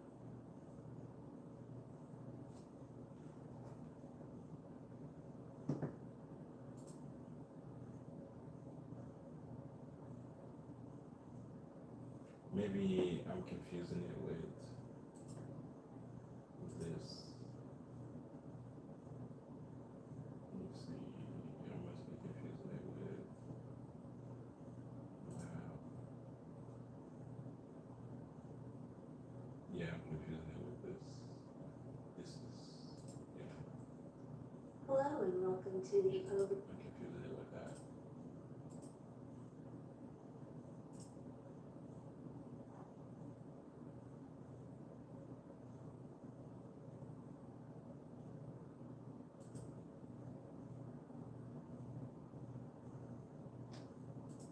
hello everyone in the result variable. Once returned to the value stored, it stores that type of data. So here you can see I have the result variable and I initialized it with a default value of 0. Then you update the value that's returned to the value stored in the result variable. Once you've done this, if you were to run this right now, the program would be exactly the same. It's still just return out the value of 0. However, this is a great time for you to practice putting your comments. Start off with result placeholder or initialize a placeholder result variable, something like that, and then return the result value. Between here and here, all you need to do is essentially write out the instructions. So you start off by writing a comment here that says, sets the result number multiplied by 4.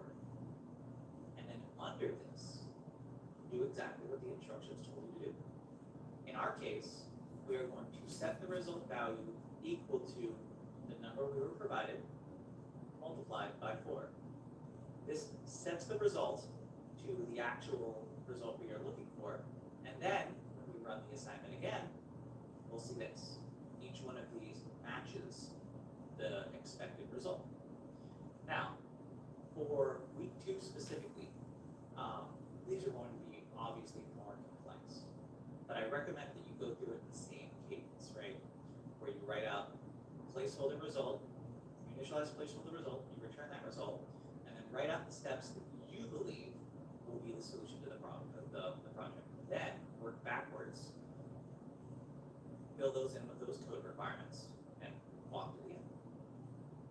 Now, once you've completed all of this, once all of your tests are passing, or you're passing enough tests that you feel satisfied with your lab being completed, then it's time to compress your project to submit it for a grade. The first thing you want to do is you want to locate that solution file. So here we can see our solution file is in this folder, which is C drive, FS, lab 3, and then lab space 3A. Once you're in this folder, you would like to go to the folder above this folder. You can do that either by clicking on this folder here or clicking this up arrow. Once you do that, you'll now see this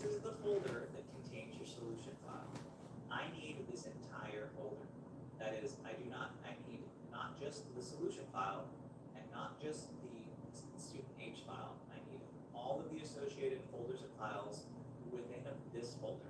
So this is the folder that you want to zip up. You can do that by right-clicking it and selecting compress to zip file. And this is the project that you want to upload to FSO. Once you've got that, you can go to FSO and drop that into the submission box. Now, here we can see the emerging technologies late work policy. So the way that the system will work, the way FSO will work, is it will allow you to submit your assignment up to 3 days late. So after the initial due date, you have 3 additional days or 72 total hours in order to submit your assignment for a 10% deduction. So anything after that initial due date will have a 10% deduction automatically applied to it. However, if you would like an extension, be sure to reach out more than 24 hours before the assignment is due. So in this class, assignments are typically due on Monday, which means you probably want to reach out on Saturday if you were looking for getting an extension. You're authorized to give you 24-hour extensions for whatever circumstance. So we have to get it within that before that 24-hour period. I highly recommend though to reach out on Friday, since most of us have office hours on Friday, in order to ensure that you do get your 24-hour extension. Now, it's an important note here that practical assignments do not allow late work or extensions. So you do want to make sure that you get those assignments in on time. This is especially true for your practical 2 assignment, which is due on the final day of the class during week 4. You make sure you're paying attention to that. Now, or getting started with G1 is designed so you can control your project and download it down so in order to practice this process. So again, now the assignment will walk you through creating a project with Visual Studio Code, as well as zipping it up. And if you want to have a safe sandbox environment to practice uploading the assignment to episode and downloading the assignment, it works. Good. Oh, we're cooking. Ah, okay. I did not get 30 seconds, but around 5 seconds is when I was able to get up there and start holding it. So let's reset, let's restretch, and let's get ready to do it again.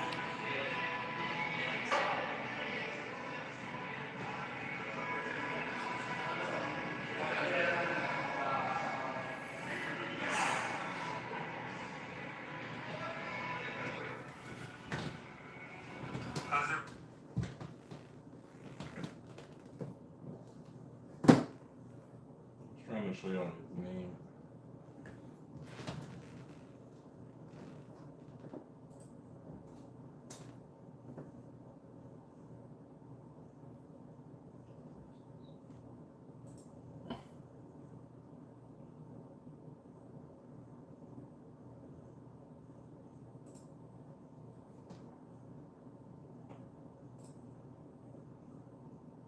Everything is done.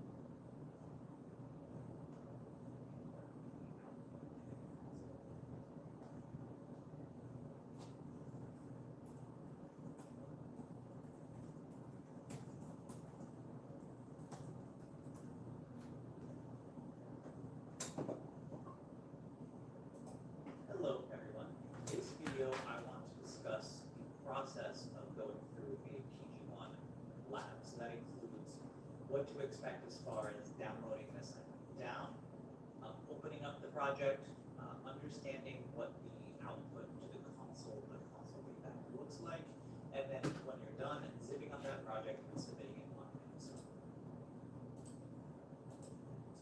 What to expect as far as downloading this down, opening up the project, understanding what the output to the console feedback looks like, and then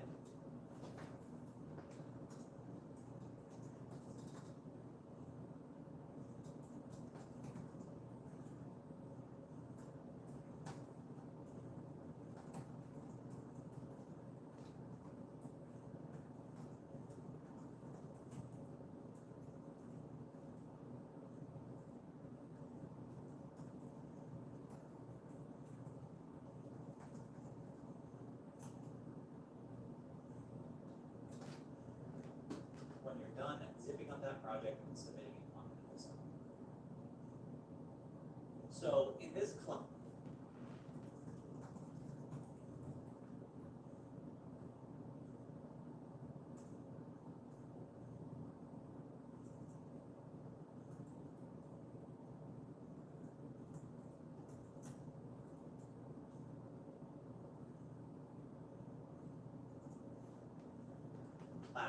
you're going to have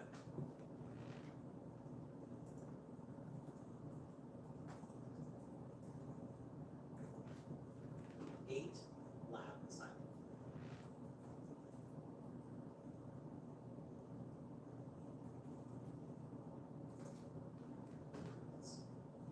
Starting with lab.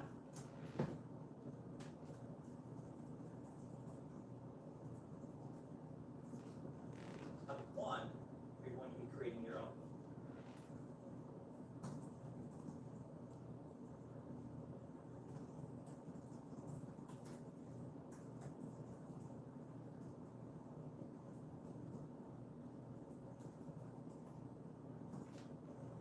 Project. This is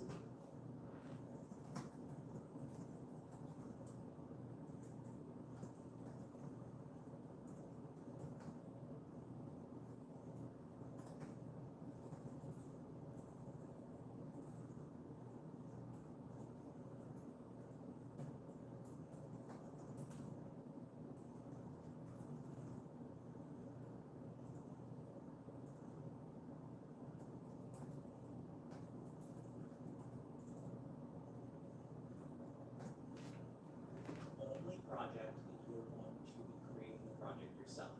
For the other lab assignment,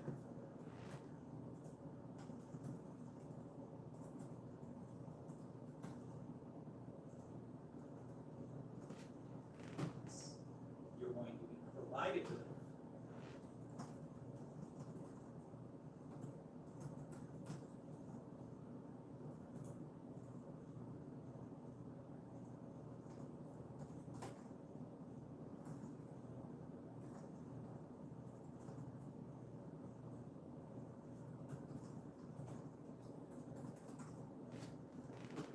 project, you're going to be expected to work within that project.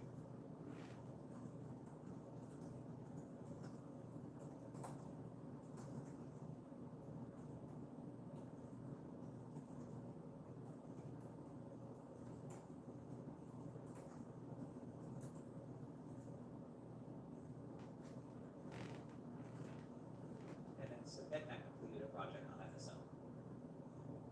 So when you're going to start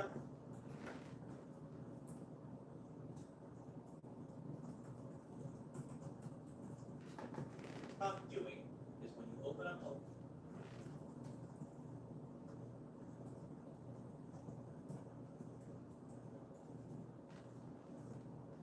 lab assignment. Again, this starts with lab 2.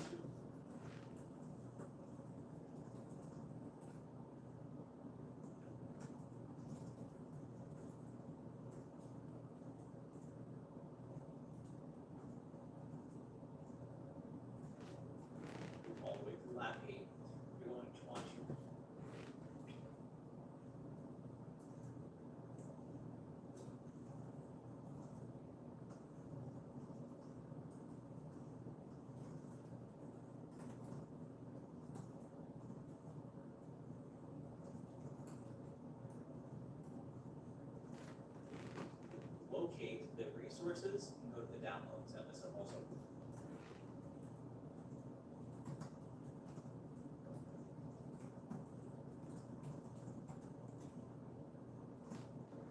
Looks at the bottom of the file, at the bottom.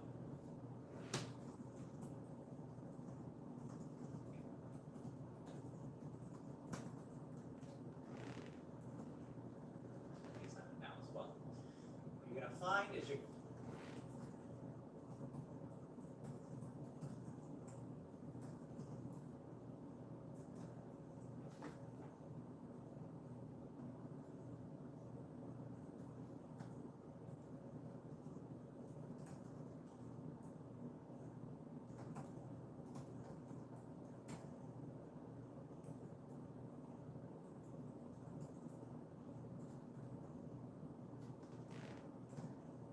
you're gonna find a zip file called lab whatever.zip. You're going to write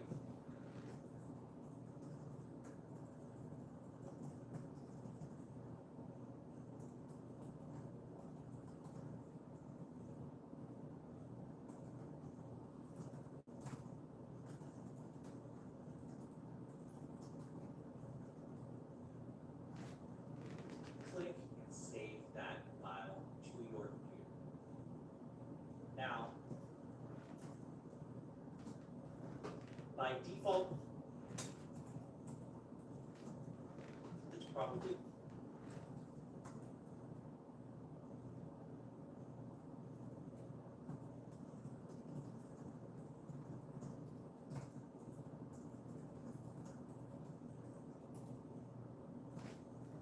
going to just try to save to your downloads. Do not.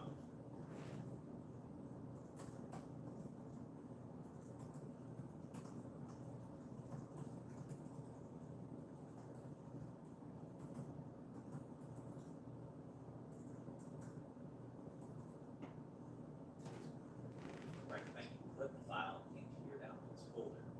But I instead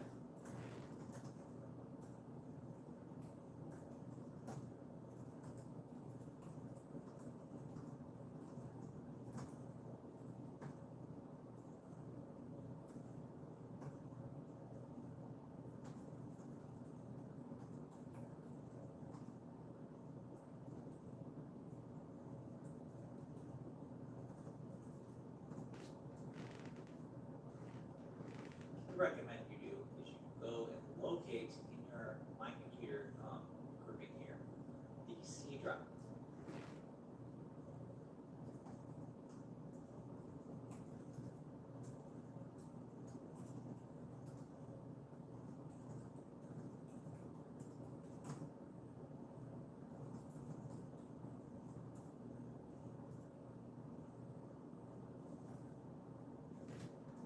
That is local disk C on your computer. So you click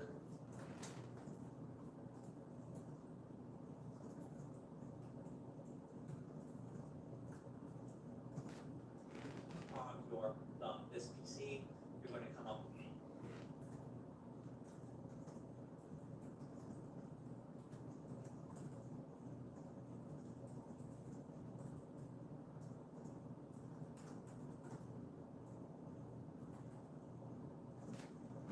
a list of your available hard drives. You're going to use both.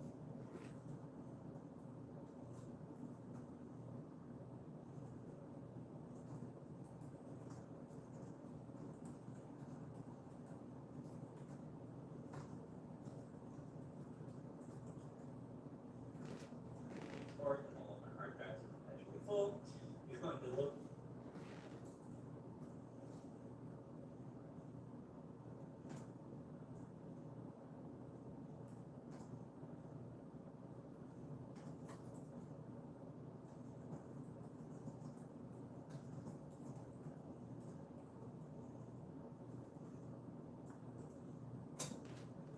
okay, you're at local C, and you're going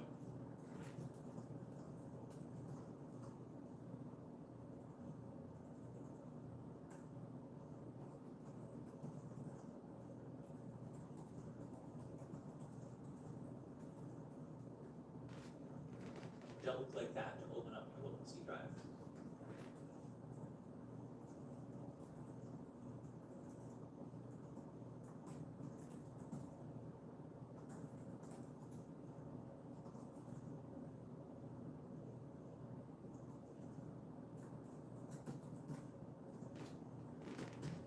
directly on your local C drive. That is right there up.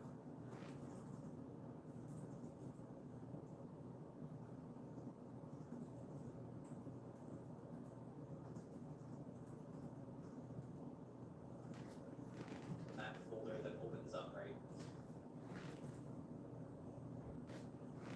You're going to right.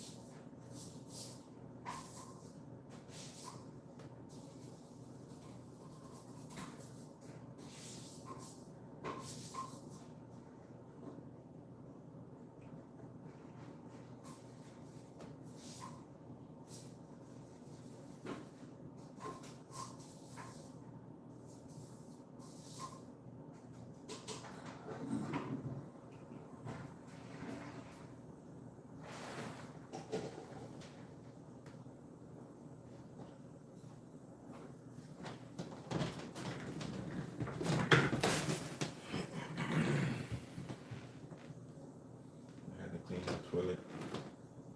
Right click, add a new folder. I recommend naming this.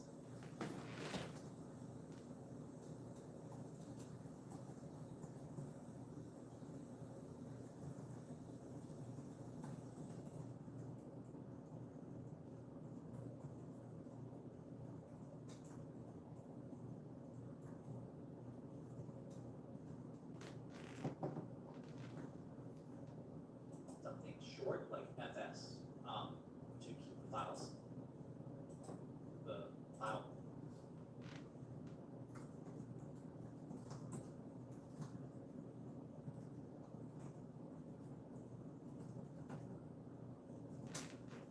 Path name, full path of the files.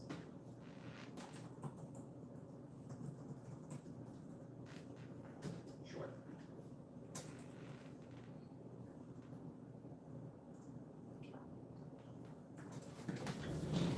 I'm going to bed about two. Yeah, I'll go to sleep at 2 a.m. And even though I can't afford it, I think I'm gonna go to McDonald's to eat in the morning. Inside that folder, you can make it.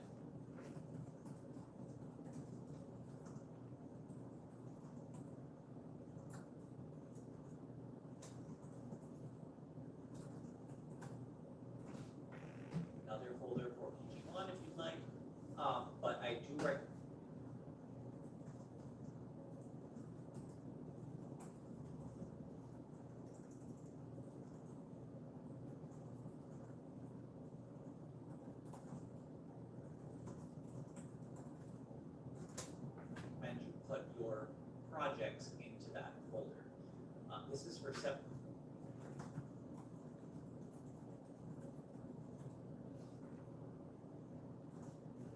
number of reasons, but it'll make your life.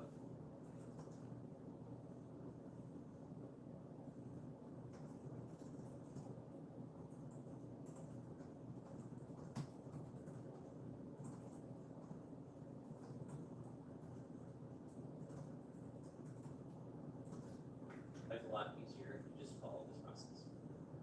Once you've saved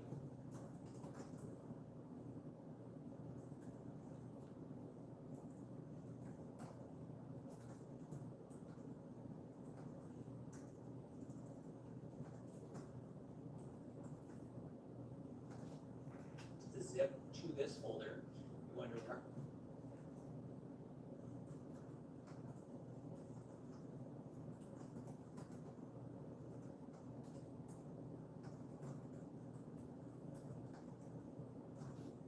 right-click the zip and extract all.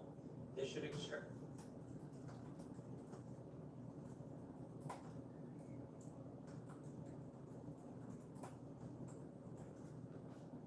Extract a full project folder to that one.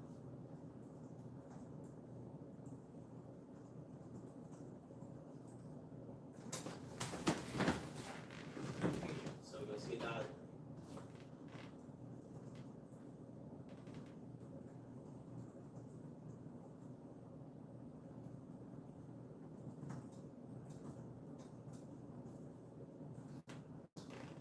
Looks like this. It says to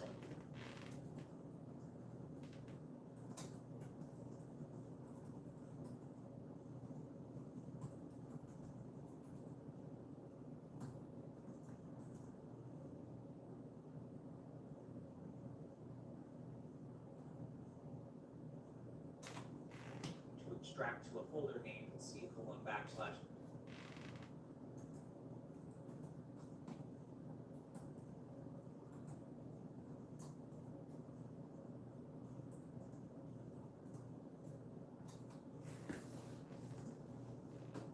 FS/lab3A. You can leave this check.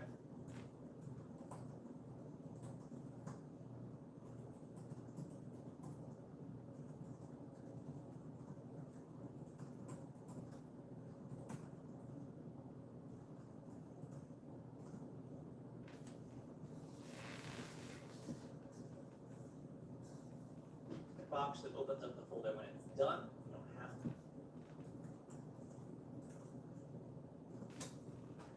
But yeah.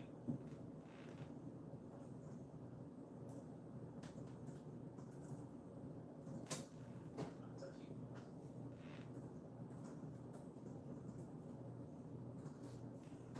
Hit extract.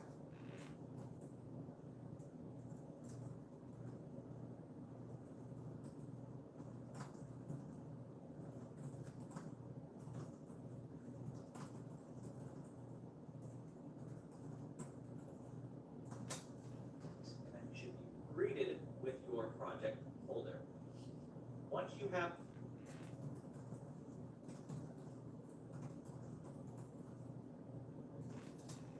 this project folder, it is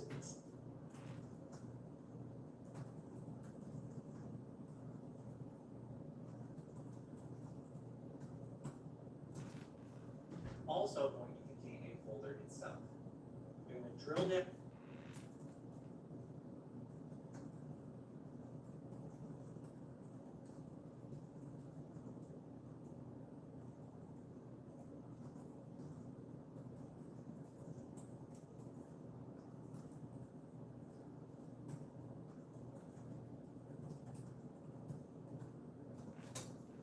Down into that folder and locate your solution file. That is this file.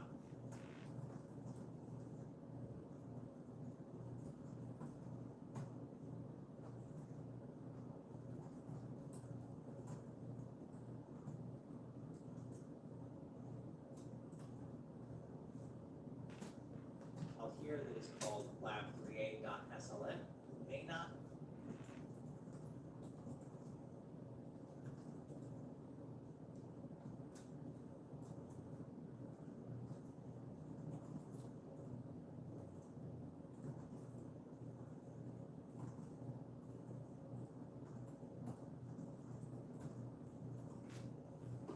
that .sln if you do not have file extensions turned on.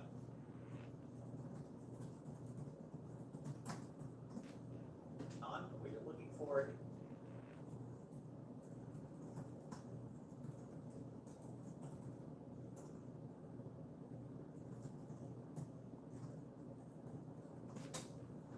is that little purple icon.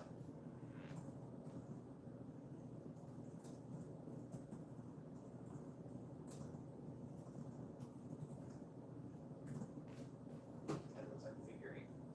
By double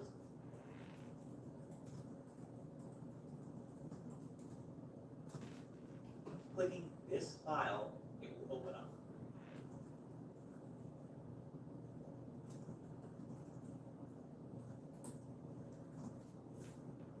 The project as well.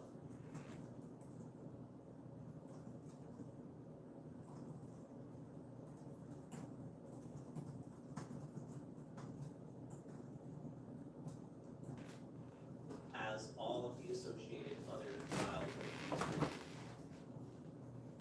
Now,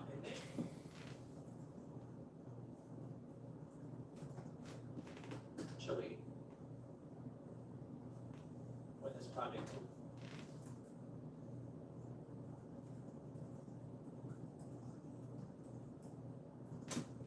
opens up, you're going to be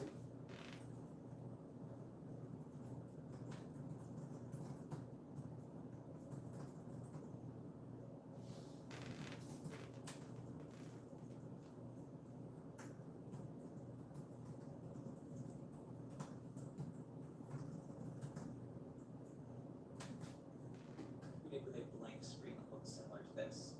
This is not a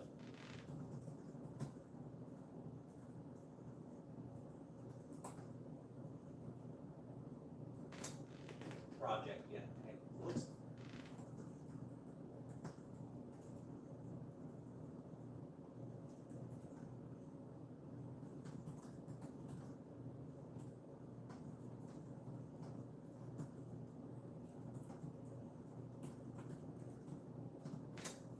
like this because we have no previously opened files, right?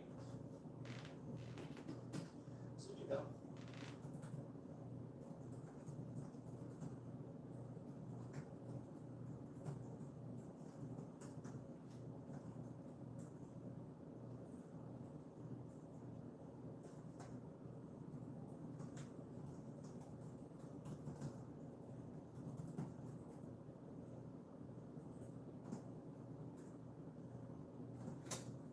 Want to do is you're going to want to locate the Solution Explorer. It's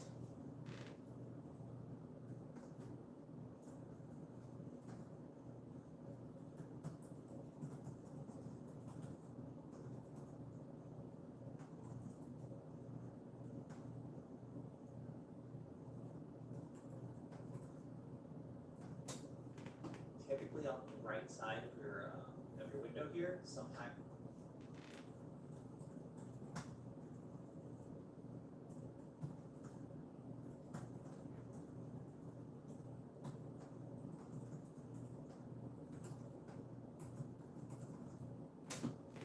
it is available on the left side. I cannot get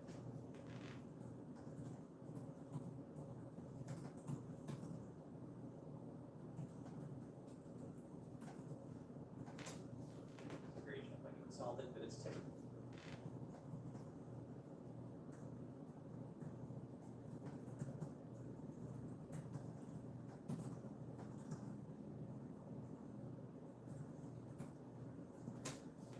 We want to be on the right side.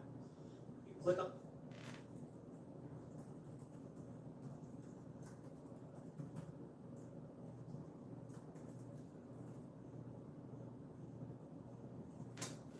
On the Solution Explorer, it's going to open up.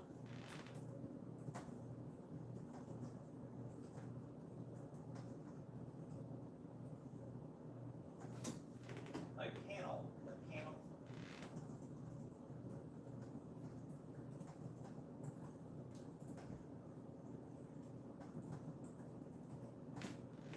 Is going to display a list of files that are part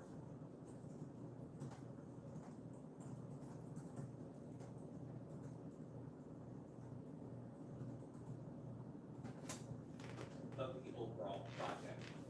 So this is your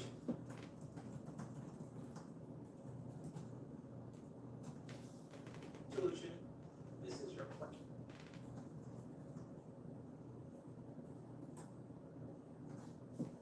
project. And these are all the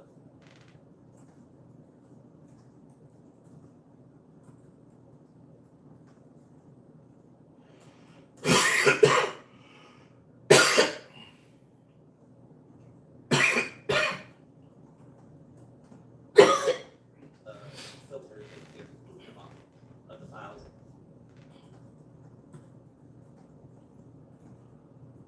In the project. You only want to look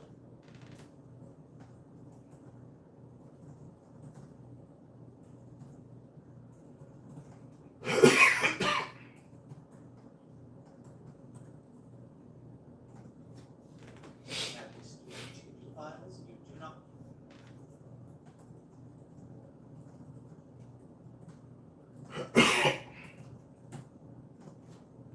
want to look at the back end change files.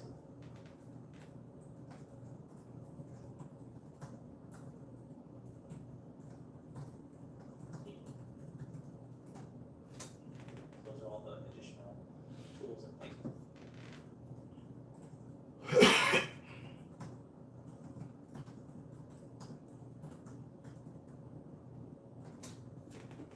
This last one. So you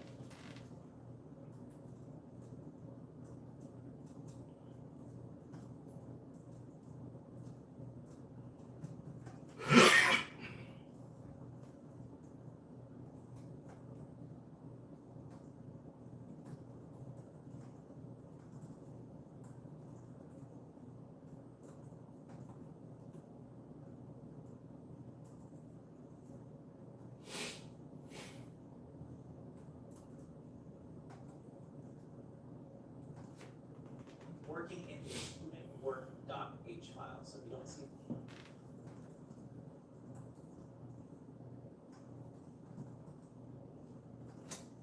that. Just make sure.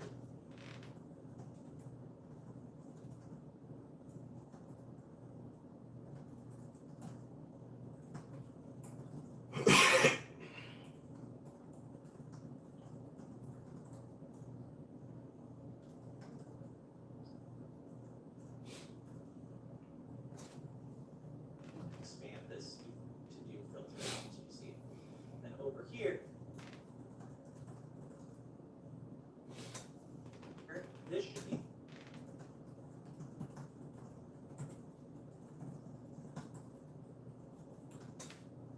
the information that is displayed on the code.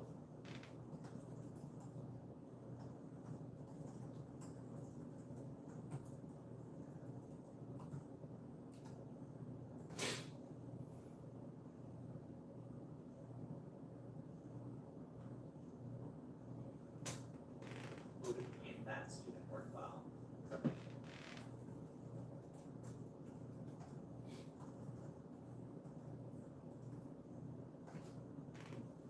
Most of the projects should be work.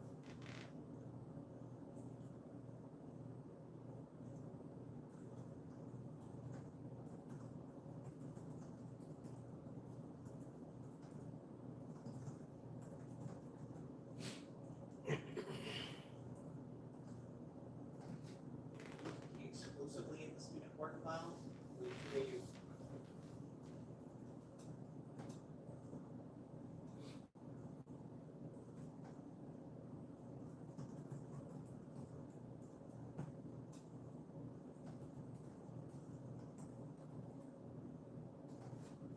and we work in some other files, those files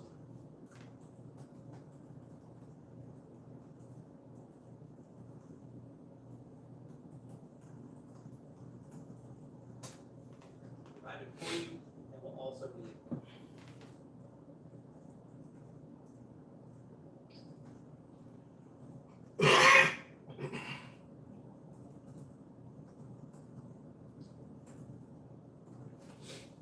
a student to do. Okay. What you're going to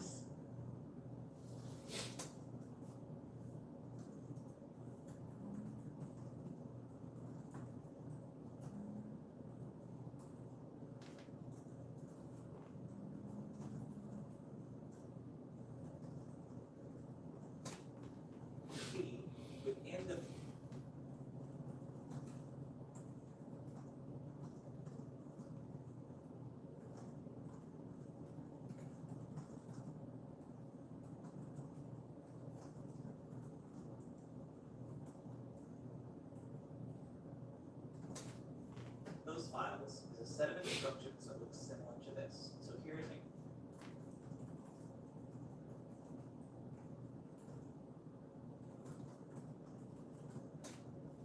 example where it says test 1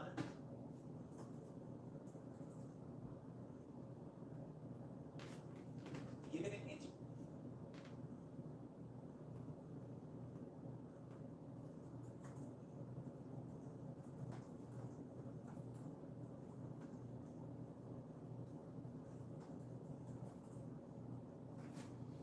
integer parameter number, return the given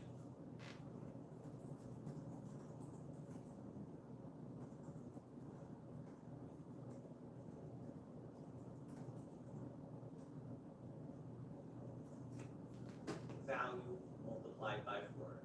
Example.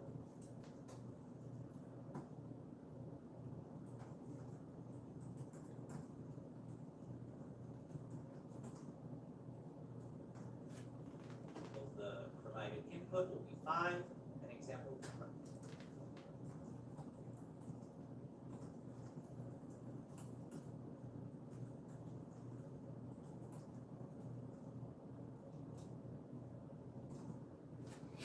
Provided output will be 20.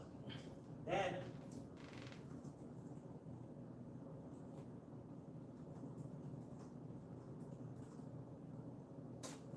you're going to have a method that looks like this.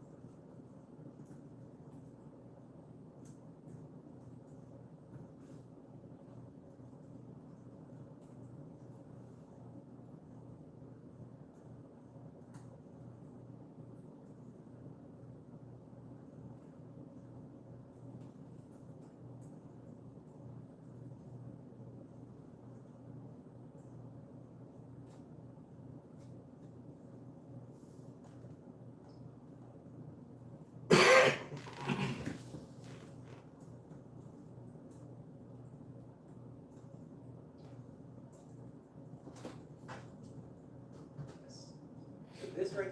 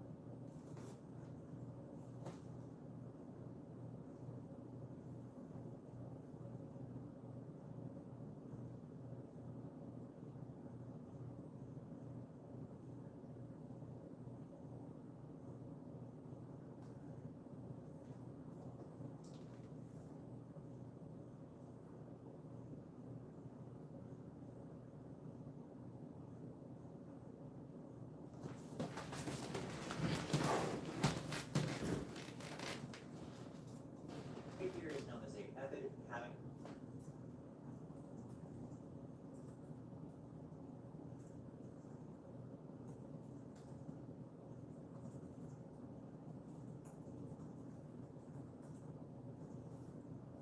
not research.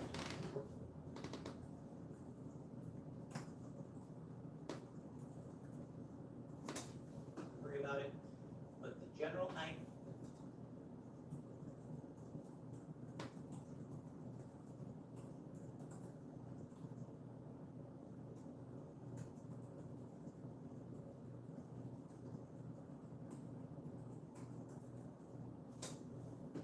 is we are going to generate a randomized value that should result in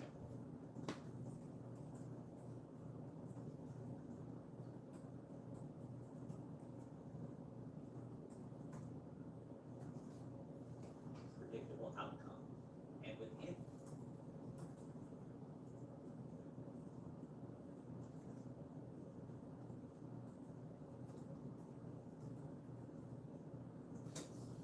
these two curly brackets, we're done.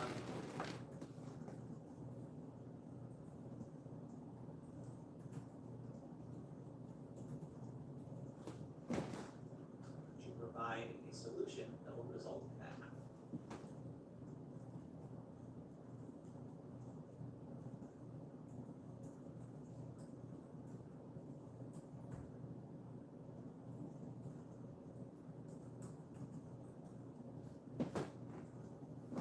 Outcome with the provided input.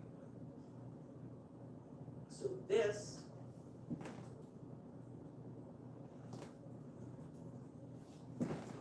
is what's known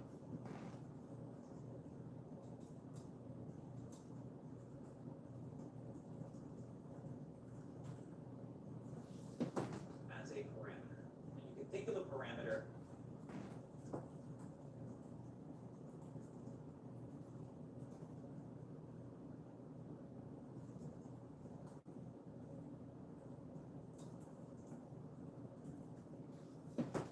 as a placeholder variable that can be used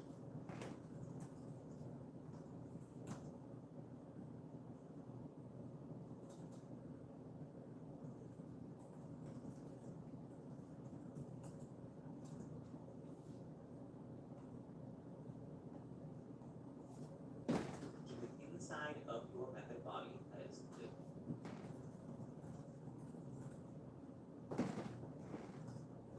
it's right here. That can be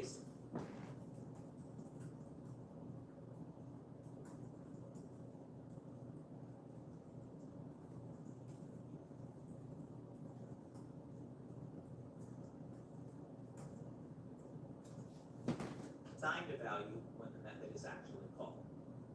The process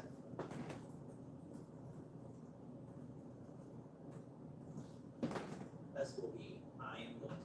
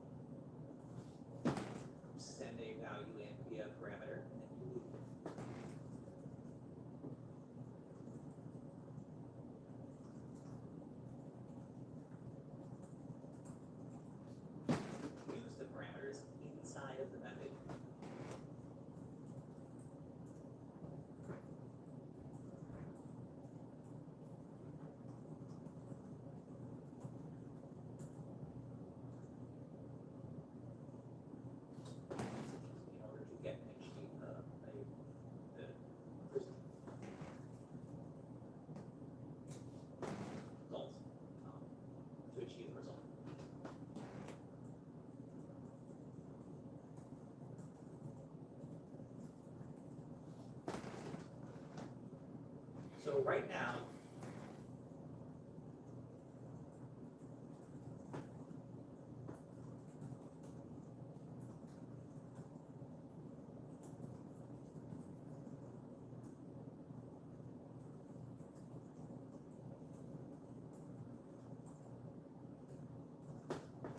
you can see my method is only returning a literal value of 0. That is, it will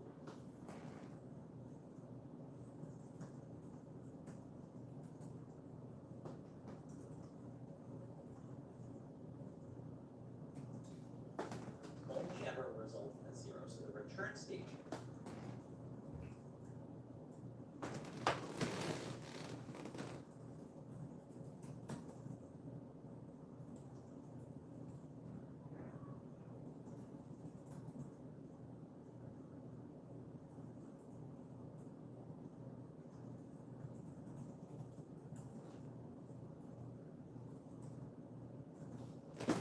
here, again, we have a convoluted methods research, is going to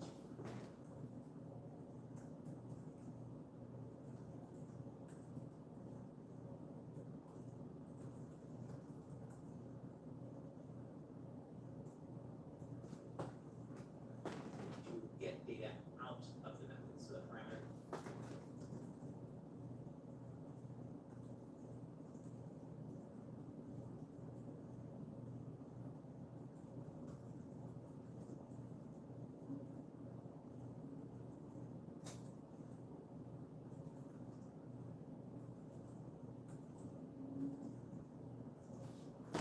gets data in, return gets data.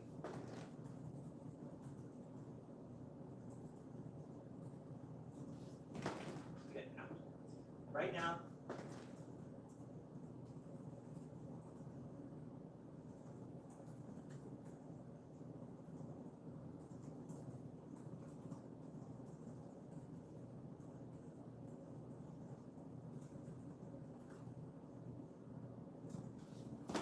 the only thing that ever comes out of the method is a literal 0, so it means true.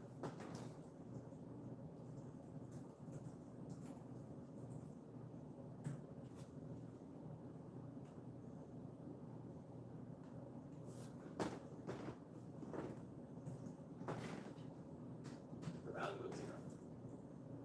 If we were to run this project right now,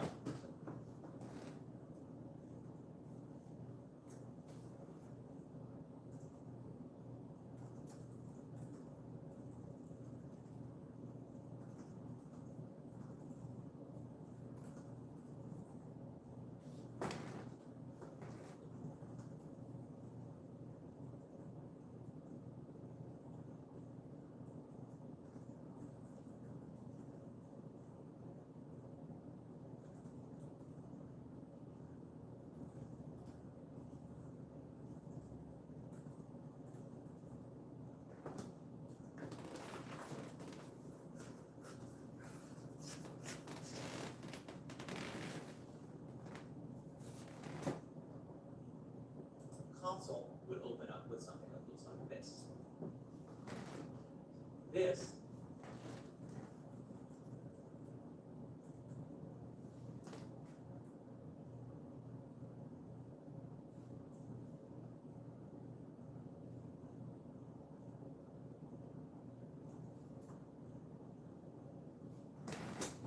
output displaying the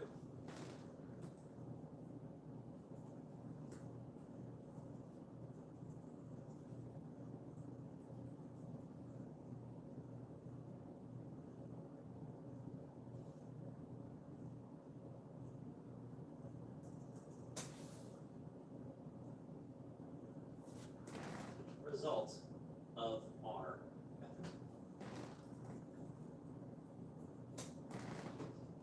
So here you can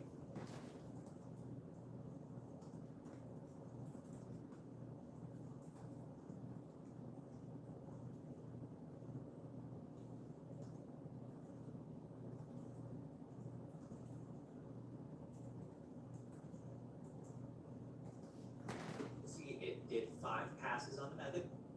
Each time it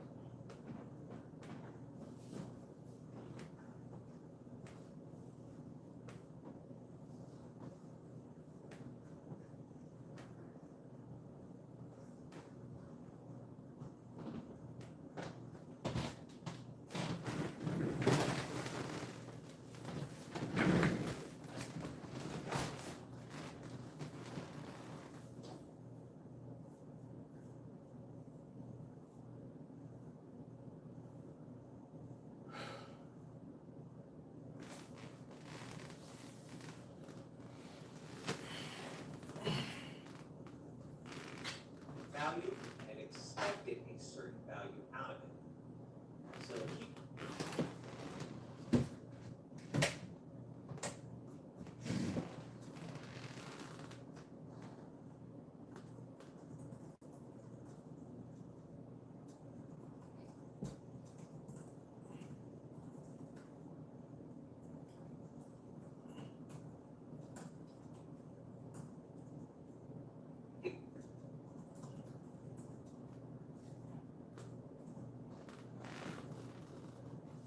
here, you can see the values that were generated as the method. So we have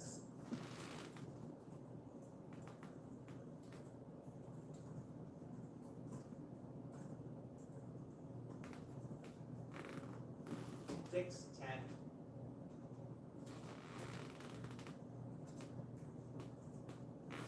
eight, 2,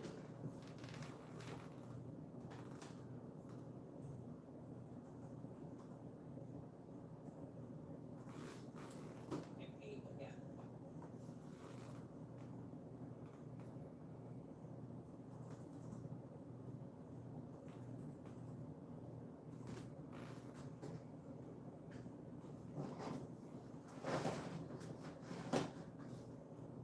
Now,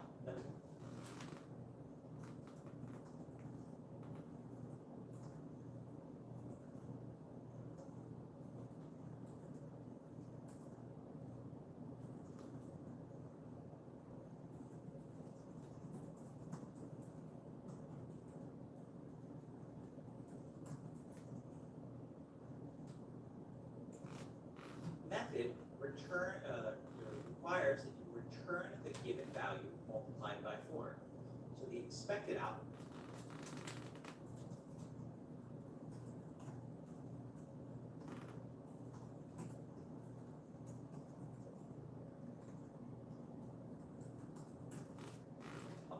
for each one of these provided inputs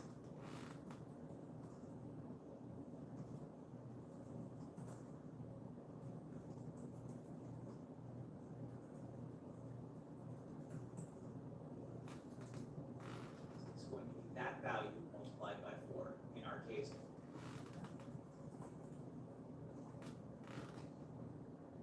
it's 24 4.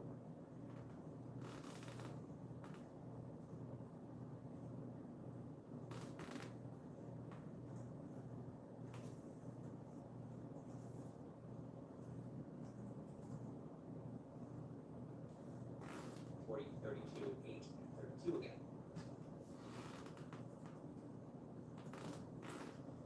However, the received value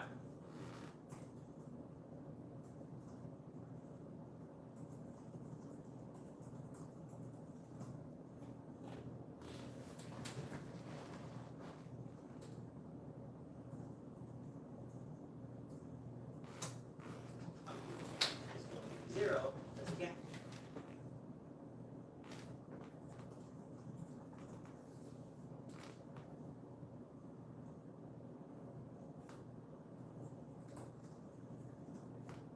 and remember,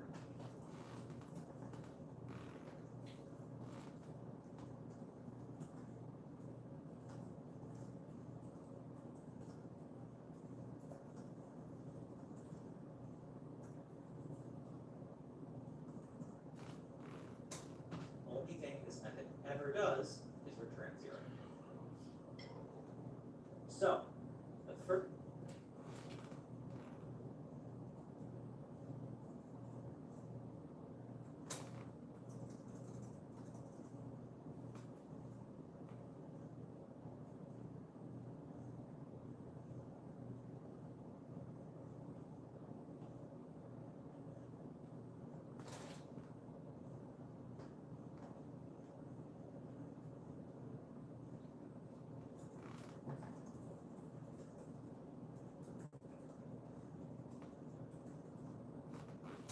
first thing I recommend you do is look at this data.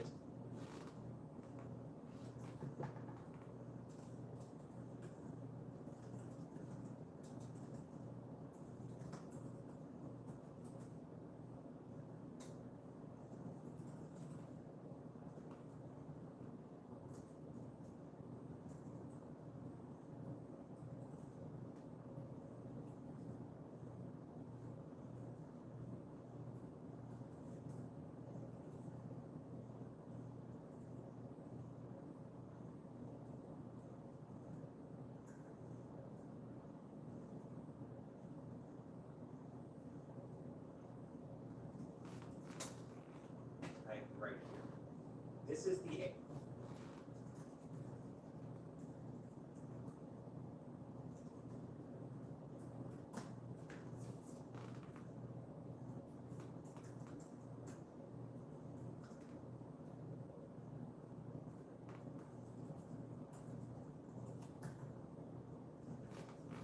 expected return data type. And for this,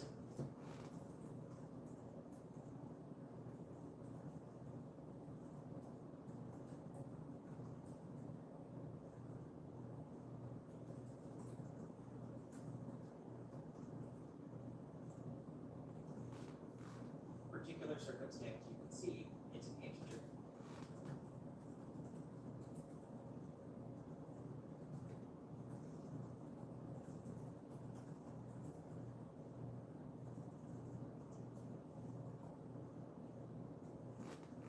Value, or otherwise a whole number value. And right now,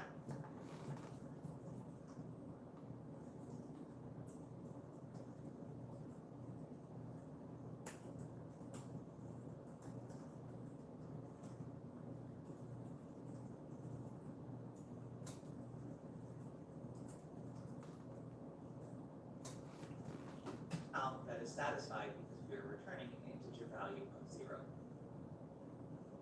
We need to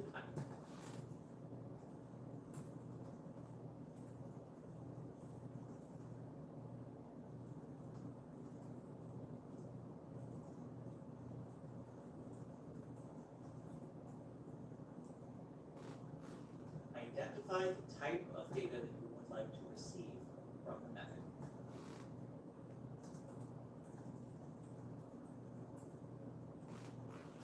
And then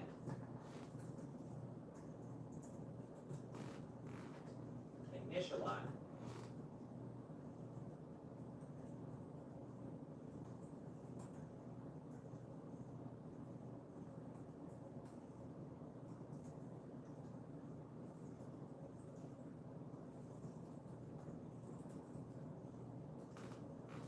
as a placeholder value that stores that type of data. So here you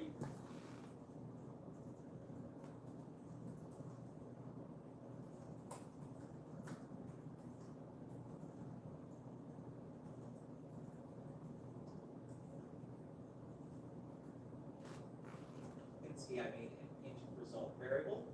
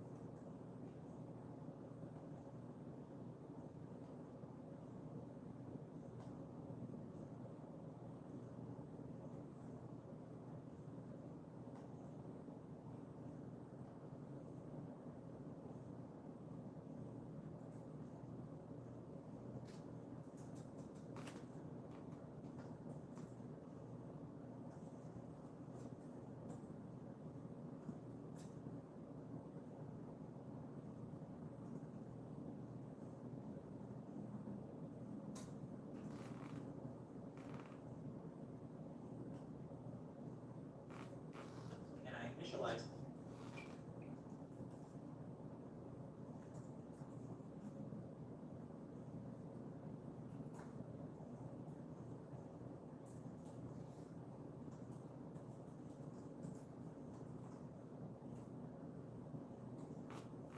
the default value of 0. Then you update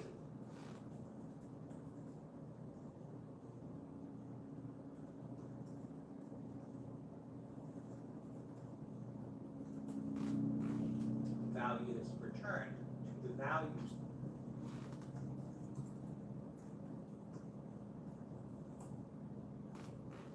stored in the result.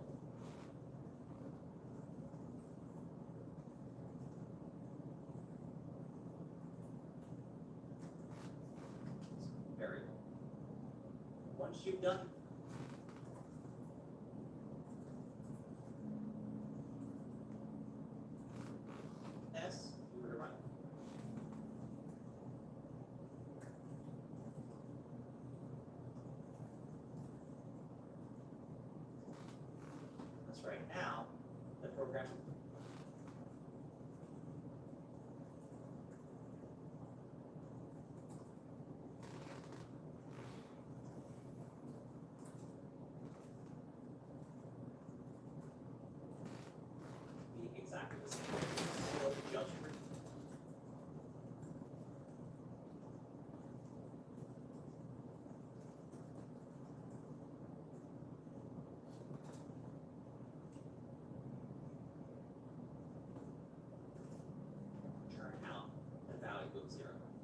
However,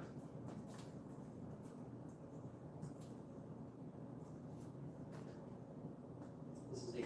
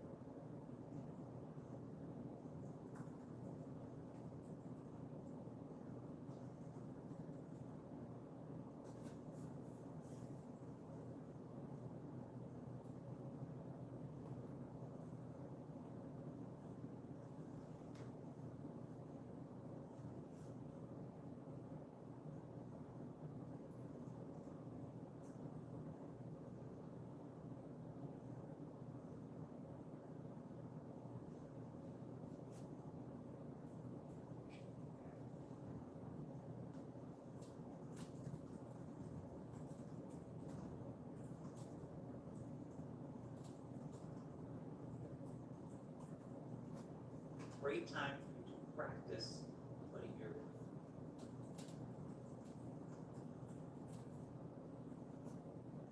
comments. Start off with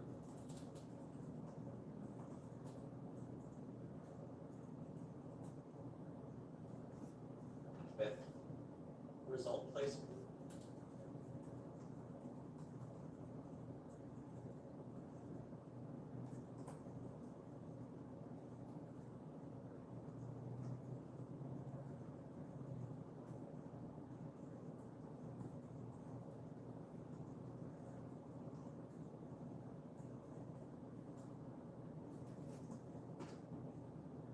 Holder or initialize a placeholder result variable, something like that. And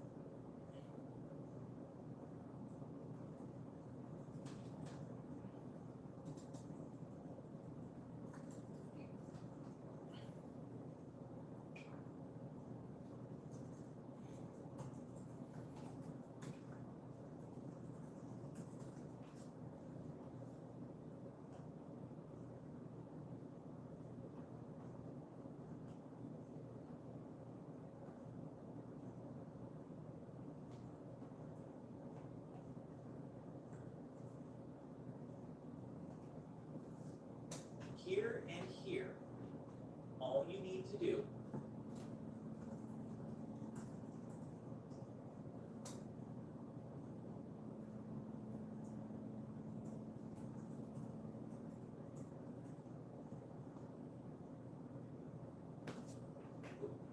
is essentially write out the instructions.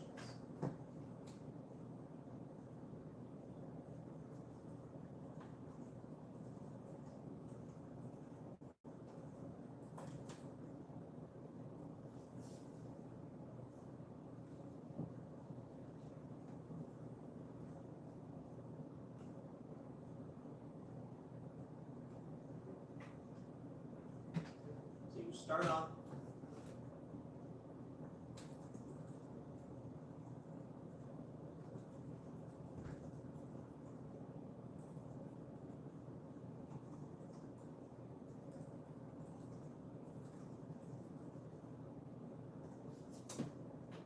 by writing a comment here that says, sets the result number multiplied by 4.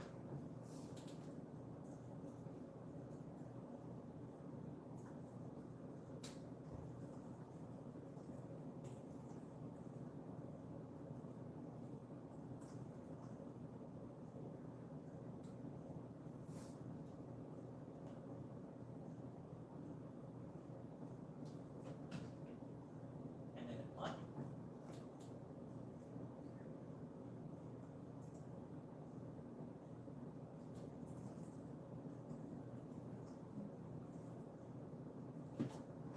Here it is. Do exactly what the instructions.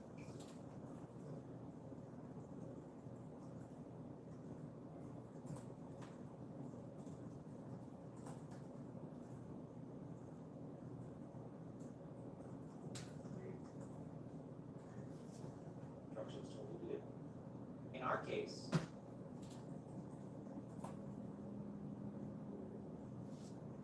we are going to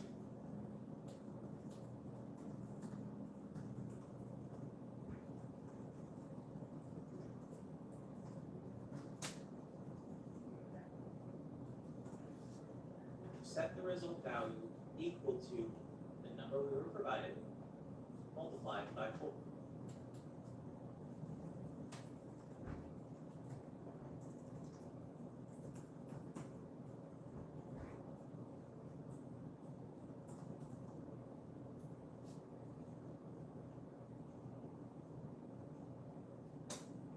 Or this sets the result to the act.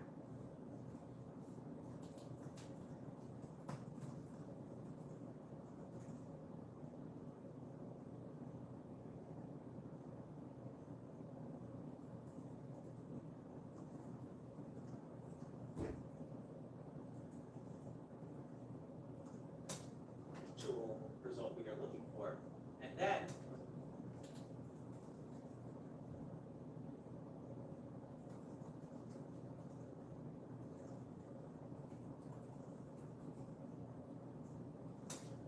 we run the assignment again, we'll see this.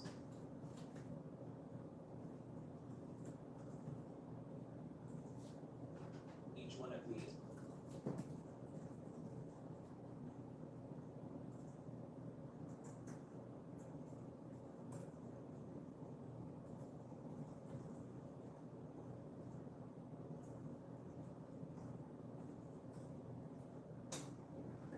matches the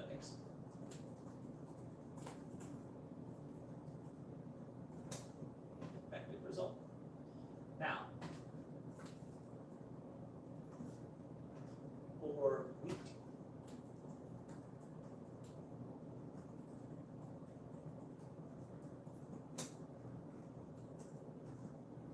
2 specifically,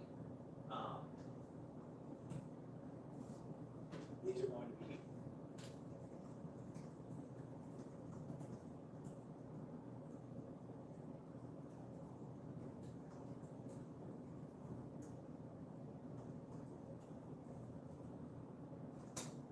obviously more complex, but I recommend that you could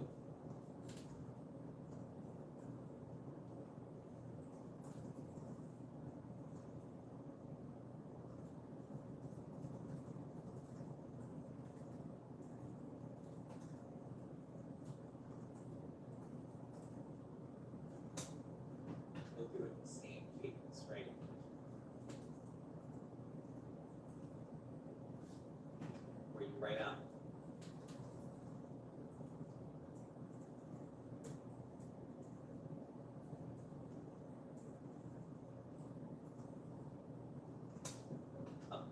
Placeholder result.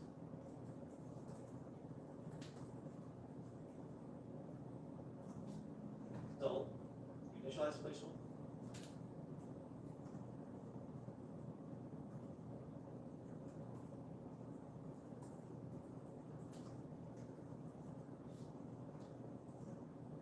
The result, you return that result.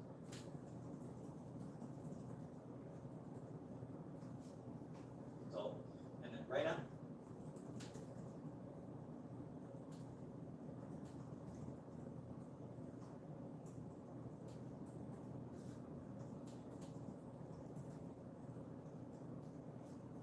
Steps that you believe will be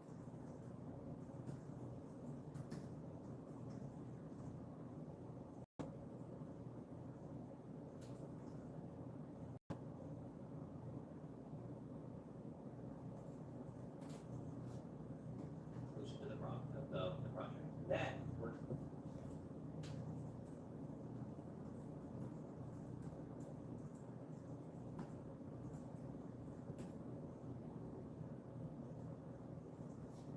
backwards.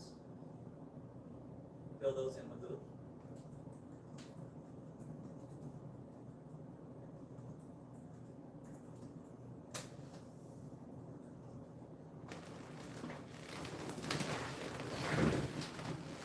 requirements. And walk.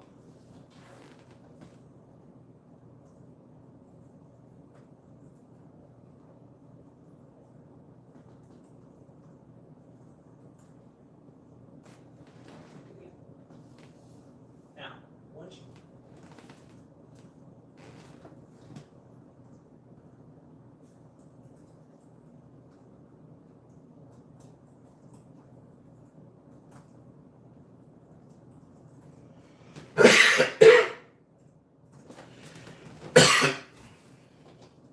you've completed all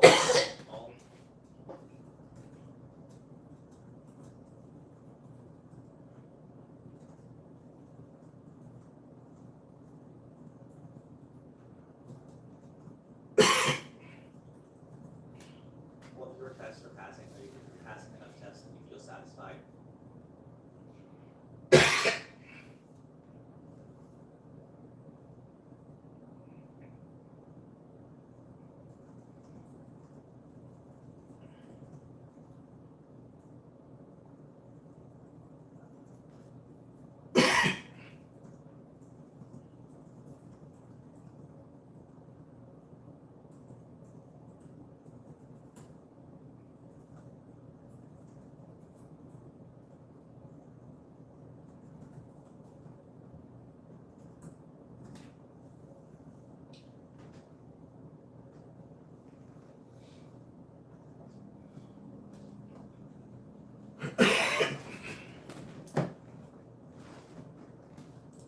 With your lab being completed.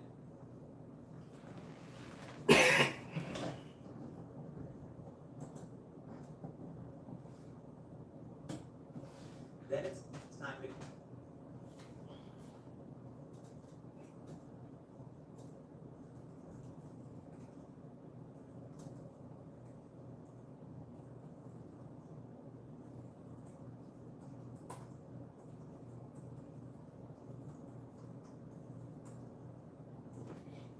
refresh your project to submit it for a grade. The first thing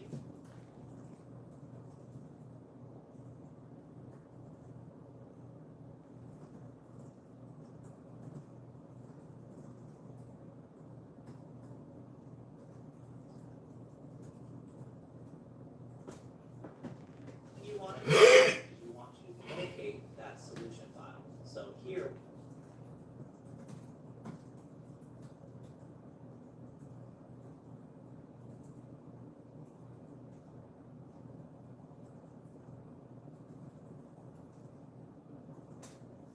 we can see our solution file is in this folder, which is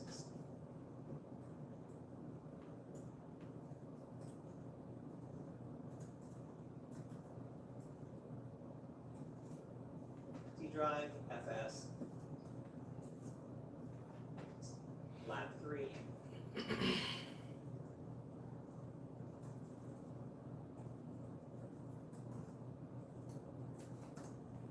lab space 3A. Once you're in the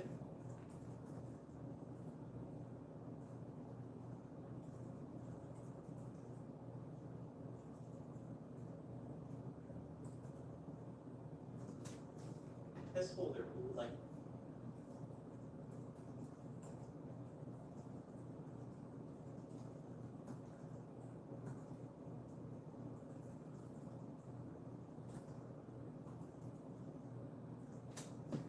to the folder above this folder. You can do that either.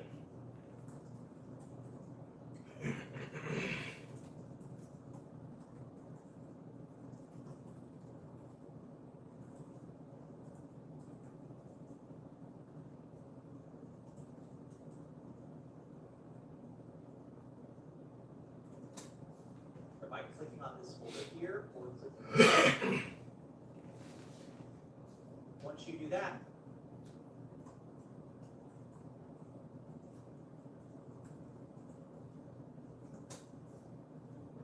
you'll now see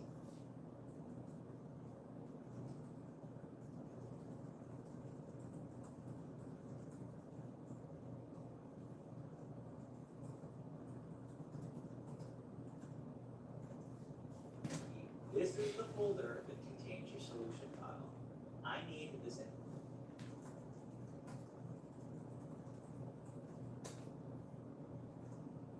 entire folder. That is, I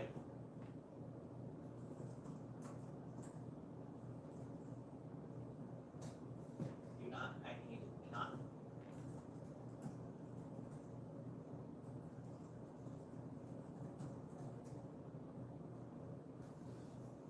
just the solution.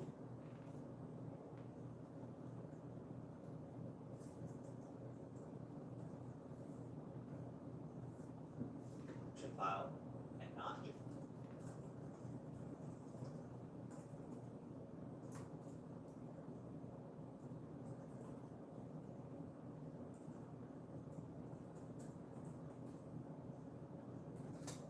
just the H file I need.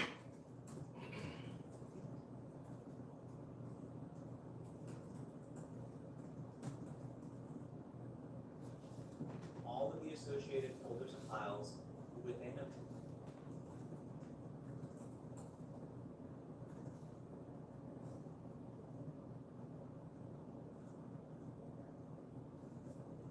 this folder. So this is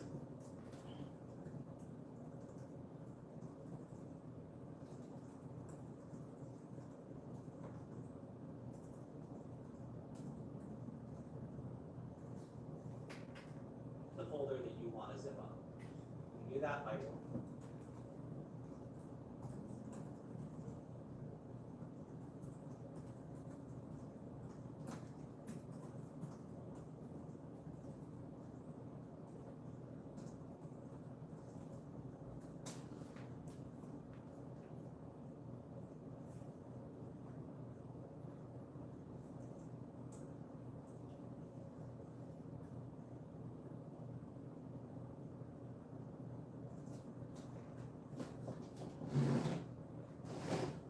right clicking it and selecting press the zip file.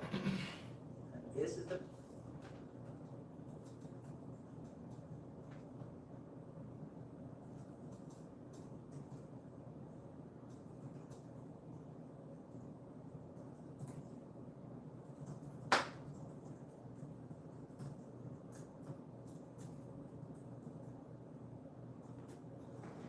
project that you want to upload to FSO. Once you've done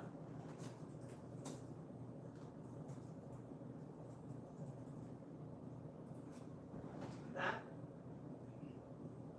you can go to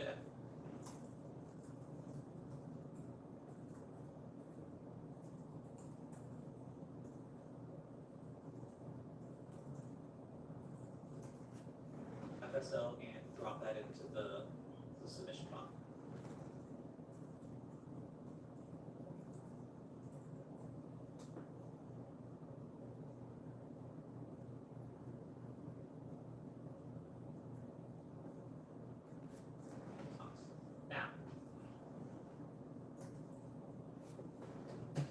here we get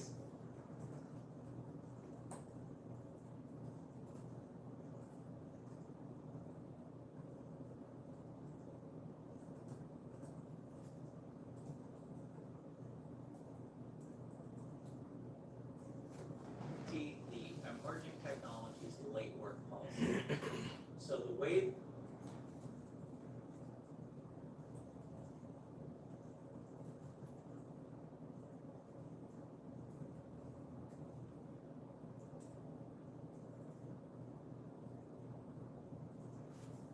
that this system will work, the way FSO will work.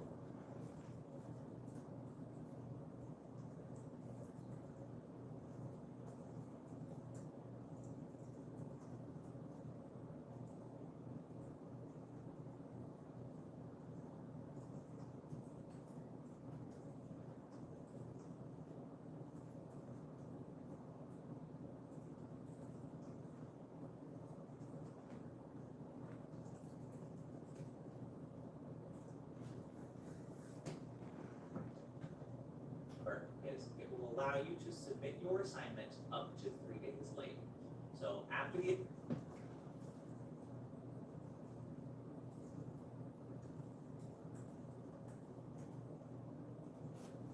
initial due date, you have 3 additional days.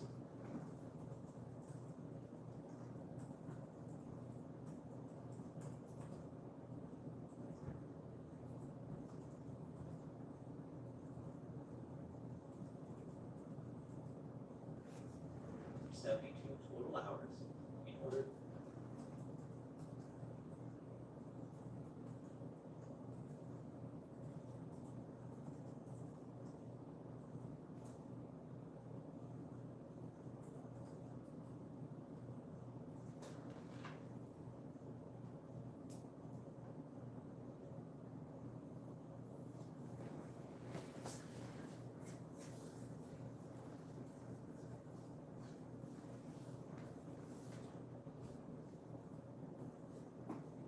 submit your assignment for a 10% deduction. So anything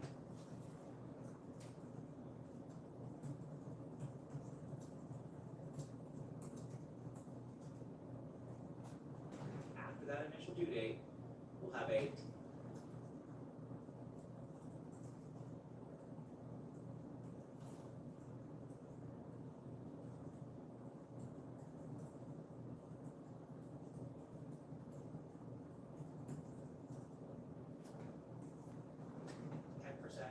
deduction automatically applied to it.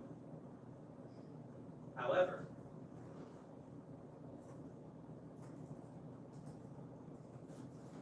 we would like an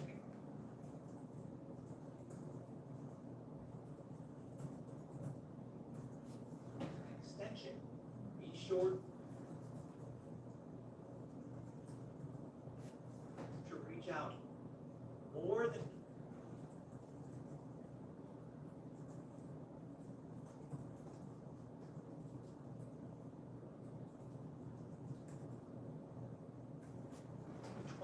hours before the assignment is due. So in this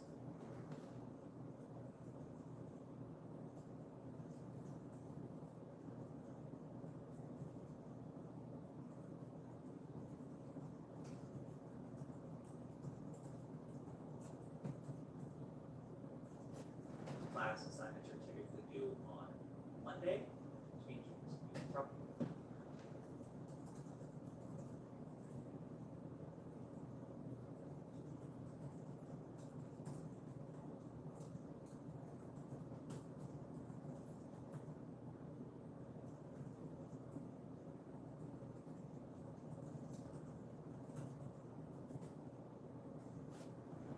probably want to reach out on Saturday if you were looking to get an extension. You're authorized to do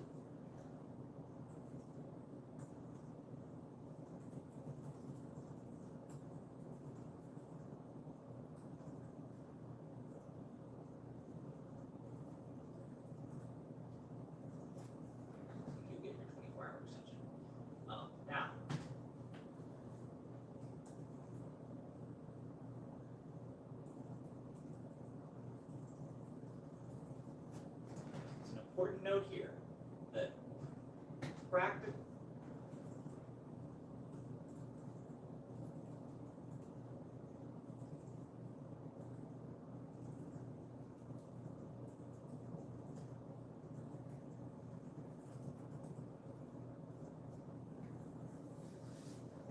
assignments do not allow late work or extensions. So you do want to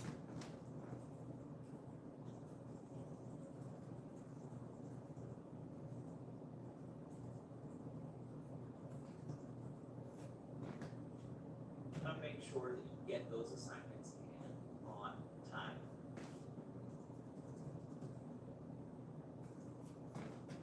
Step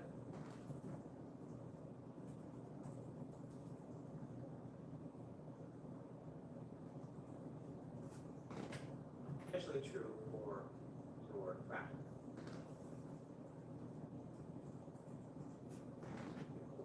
Two assignments.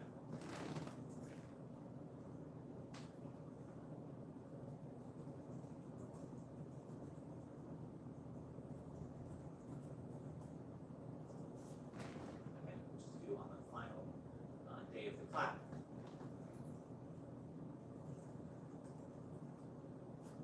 Pass during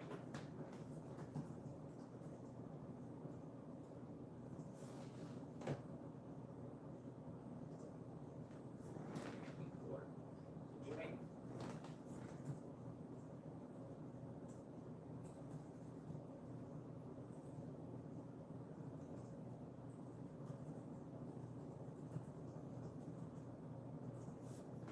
sure you're paying attention to that.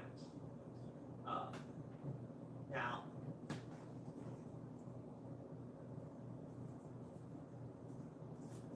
the assignment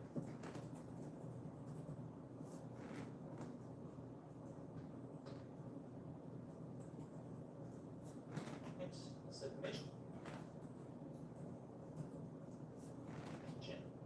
for getting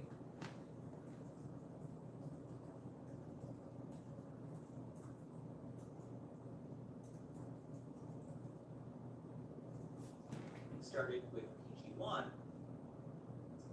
is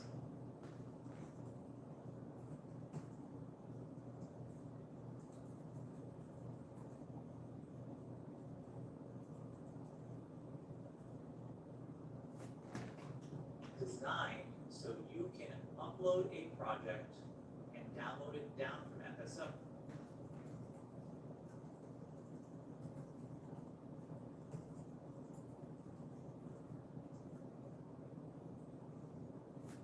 So, in order to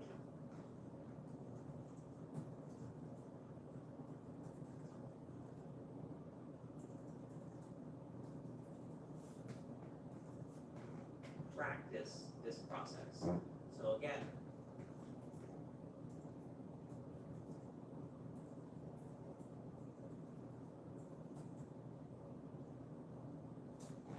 now the assignment.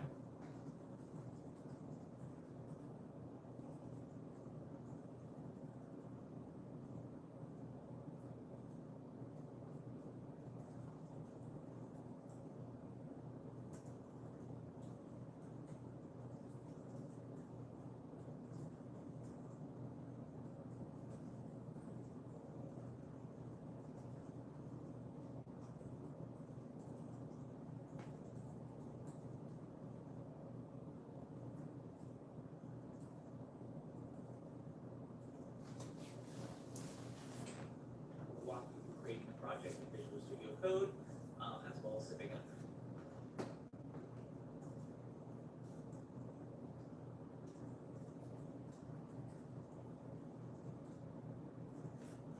Oh, and if you want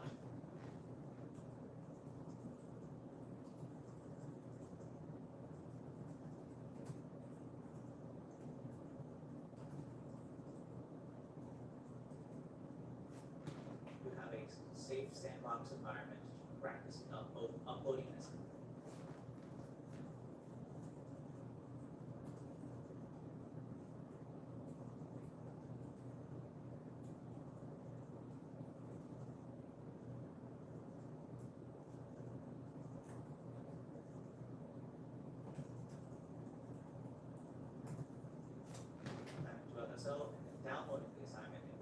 it works.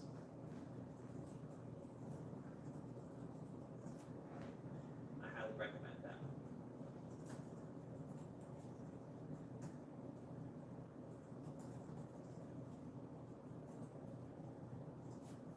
Particular resource. I also have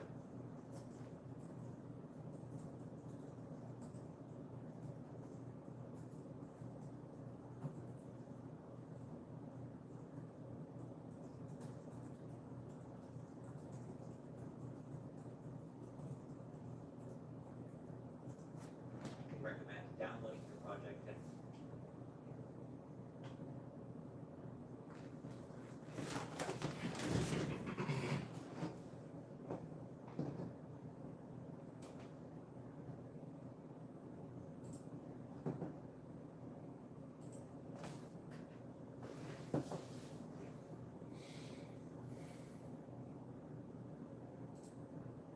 I also highly recommend downloading your project down after any submission on FSO.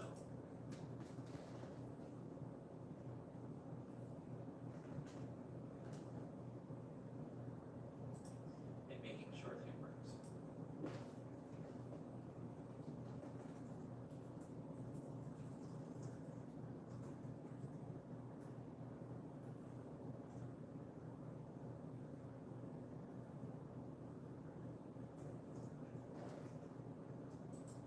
So hopefully this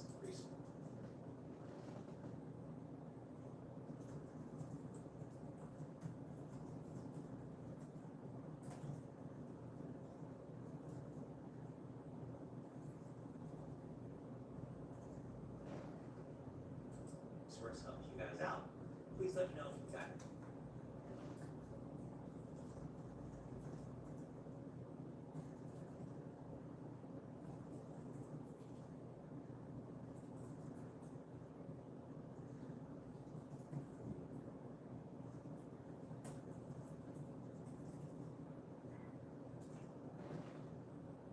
Guys, any questions regarding any of this? Thank you for watching.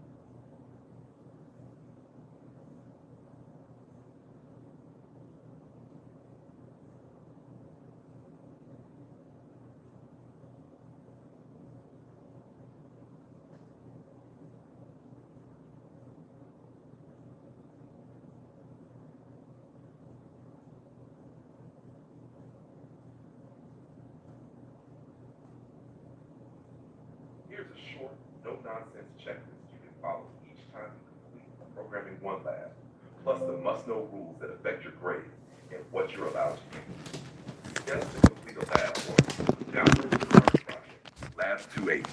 Grab the provided .zip from the lab's resources downloads in FSO.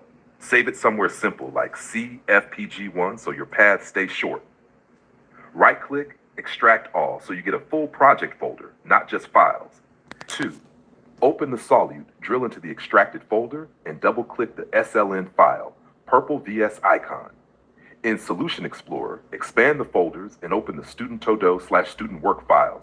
Only edit the student files. Don't touch the back-end test scaffolding. 3. Implement each test one by one. Above each method, it tells you the input, the expected result, and any constraints. Create a result variable. Write the logic and return the result. Build and run for each test before moving on. Good unit test habits. The console shows passes fails for randomized inputs. 4. Mind the output.log. The labs create an output.log. You switch machines or folders. Copy this file along with your code before doing more work. Otherwise, your progress metrics can get out of sync. No unnecessary error handling. Don't add exceptions try-catch unless a lab. Tests won't try to break your code. 6. Zip the whole project folder to submit. Go up one level to the folder that contains your .sln. Click, compress to zip. Upload that zip to FSO. A great habit is to re-download your own submission from FSO and run it to verify. 7. Late work window. FSO accepts late lab submissions for up to 48 hours after the due date. Auto 10% deduction. PR low late work. If you need an extension, request it before the 24-hour pre-deadline window the course team allows. Also see the program's late policy. Notify your instructor before the due date to avoid penalties. After 48 hours, the assignment can be D-back. Grade equals 0 unless otherwise agreed. What you can and can't use, zero tolerance policy. You're encouraged to research, but you may not use concepts, practices not taught in Programming 1 without S that are disallowed in projects include go to, continue, const, auto, sized C-style null terminators or any data type not covered in class, resize, ignore, clear, static cast, reinterpret cast, dynamic cast, pointers, references, initializer lists, any automatically generated or corrected code, including AI assistants, code snippets, VS extensions, plugins. Violations earn a 0 and may count as academic dishonesty. Quick tips to pass more tests. Implement the simplest thing that satisfies the spec. Don't over-engineer. Work in tiny steps. Implement, build, run, check, repeat. Keep all file hinds. If you want, tell me which lab you're on and what test is failing. I can walk you through the logic at a high level, no code.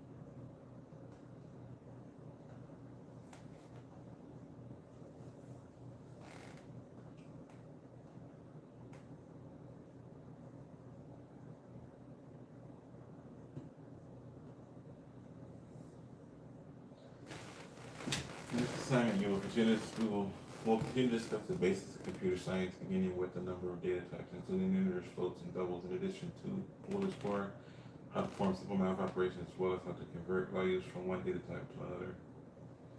Objectives and outcomes. Upon completing this assignment, students should understand the difference between integers, floats, and double types, understand the difference between signed and unsigned variables, understand the difference between long and short variables, understand the use of proper data types to store particular values. Recognize how to convert a value between various data types. Instructions. Read, watch, and follow along where indicated with the following materials. All books available digitally through O'Reilly Books. If you cannot access O'Reilly Books, please contact your advisor for assistance immediately. You must log in to view the links. Data types, conversions. I'm pretty sure I went through all these already. Maybe I didn't.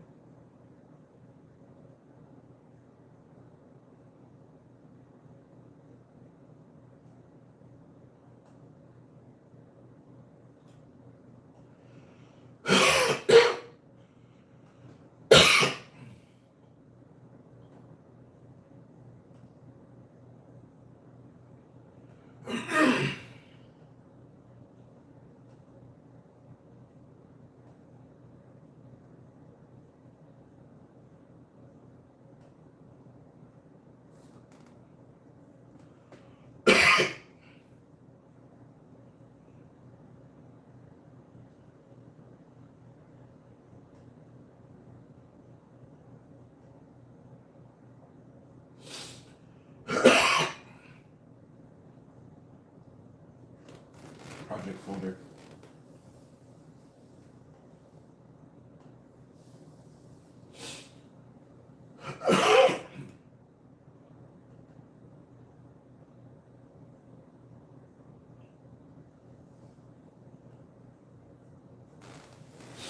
Functions sometimes always also referred to as methods or blocks of code that are grouped under a single identifier. This aids us as programmers to keep our code organized, easy to maintain, and practice dry programming practice dry programming design. Don't repeat yourself. Upon successful completion of this research activity, the student should extrapolate how methods can keep code organized and avoid repeating repetition by combination like code blockers used under a single reference point.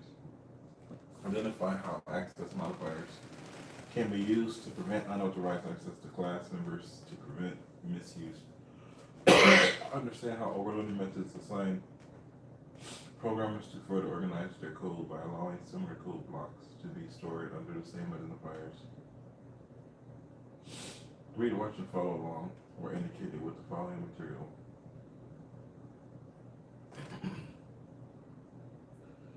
Fairly comfortable. Well, I know I've already watched this stuff because I have. So I'm just gonna go through research, debugging your code, overview. At some point in every programmer, at some point in every program that we write, we will inevitably run into some sort of code error. These can surface in many ways and may require many different methods to resolve them. Learning to investigate, identify, and resolve these errors or debugging is essential when learning to program. Objective and outcome. Upon successful completion of this research activity, the student should identify various types of error within code, understand how to utilize the Visual Studio Debugger and investigate error within code, recognize various error messages presented without Visual Studios, and how to resolve the underlying issue. Read, watch, and follow along where indicated with the following material. All the books available digitally. I already read all that. It's the same stuff repeated. Yeah, I should have this.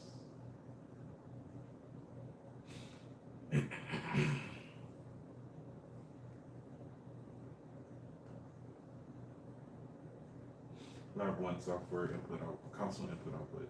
This time will get you started with PG while we're walking you through downloading software, connecting to Discord, joining the community Discord server, and creating your first project in Microsoft Studios.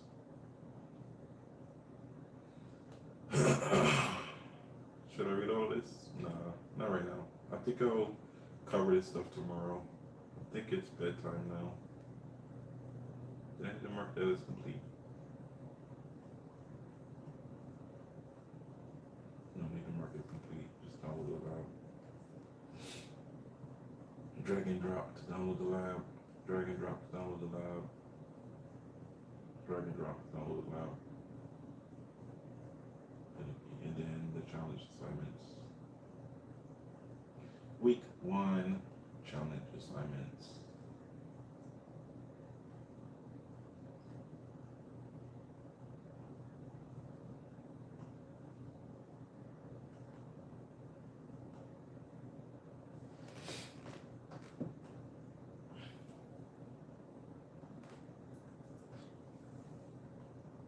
To improve your programming skills by working on these weekly challenges to become a good programmer, you'll have to practice and challenge yourself to be better constantly.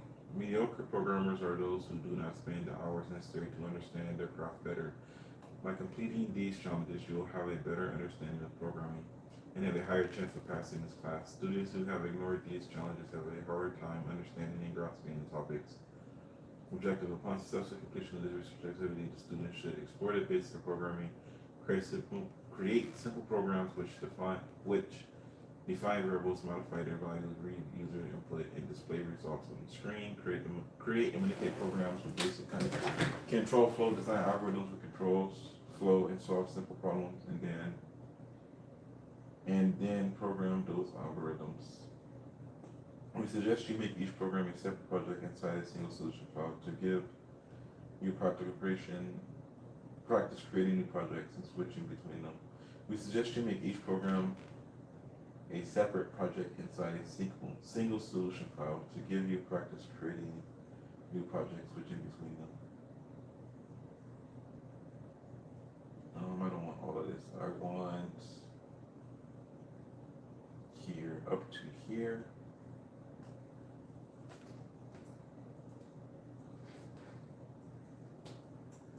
And then I want whatever is below it.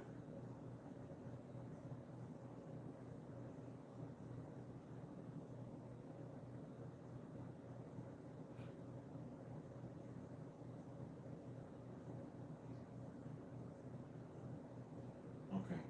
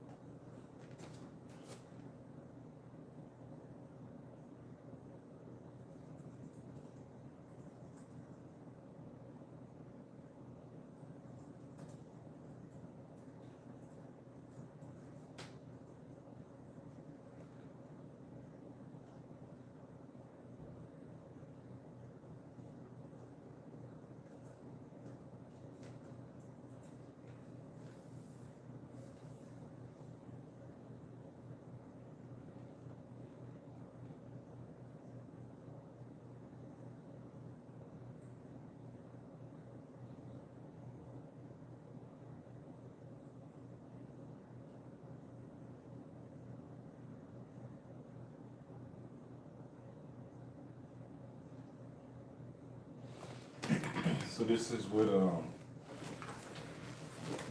ChatGPT outputs. This is the output that it gave me for the week 1 challenge.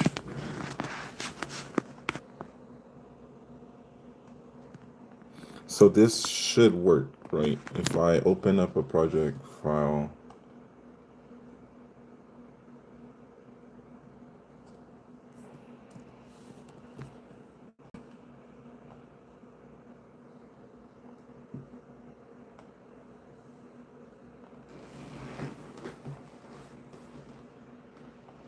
I'm just gonna open it. I don't need to do all that stuff. If I open this up,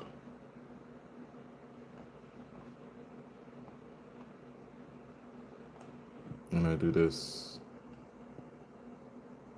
copy, and I take all of this, paste what ChatGPT gave me. This should run, right? Build solution, and then run, right? So this is working exactly as, see, this is what I'm talking about, right? Like, my teachers could do this, but they won't. They could do this. Now, if you are trying to learn how to program on your own and you forget this, right? You forget just that, right? Now, if you're trying to do this on your own and you don't know nothing about programming and you don't have anyone sitting next to you to explain any of this stuff, you see the squiggly lines. When you do this, you get that. You get that. Now, how do you, with zero experience programming, know to fix that? How? How would you know to just put the, like, how would you know to do that? How would you know? How would you know that it needs that? How would you know? You don't have that? How do you fix it? How would you know?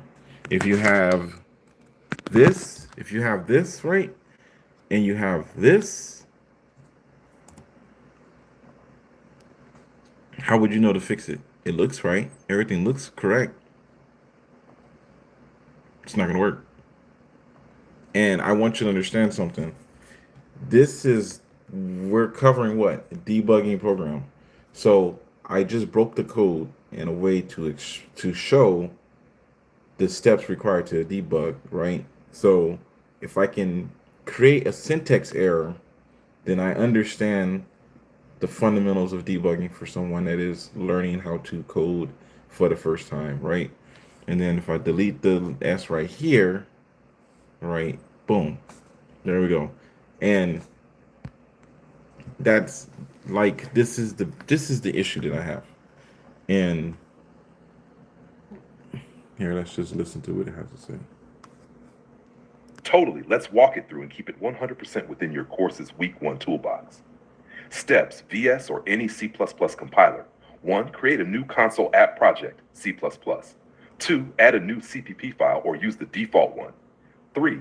Paste this scaffold and fill the 2 to-dos. You can see the code in our conversation history. How to test: run the program. Type Alex. You should see hello, Alex. Why this fits week 1. Uses only std_coup, std_syn, std_string, and plus concatenation. No advanced features. Keeps everything in main and shows the exact input processing output flow you'll use all month. Common gotchas: forgetting includes string, needed for std_string. Typing counts syn without the prefix, unless you've explicitly added using not required. If your output looks stuck, make sure you actually press enter after typing the name. Want a variant that reads a first and last name with spaces, using std, get line next.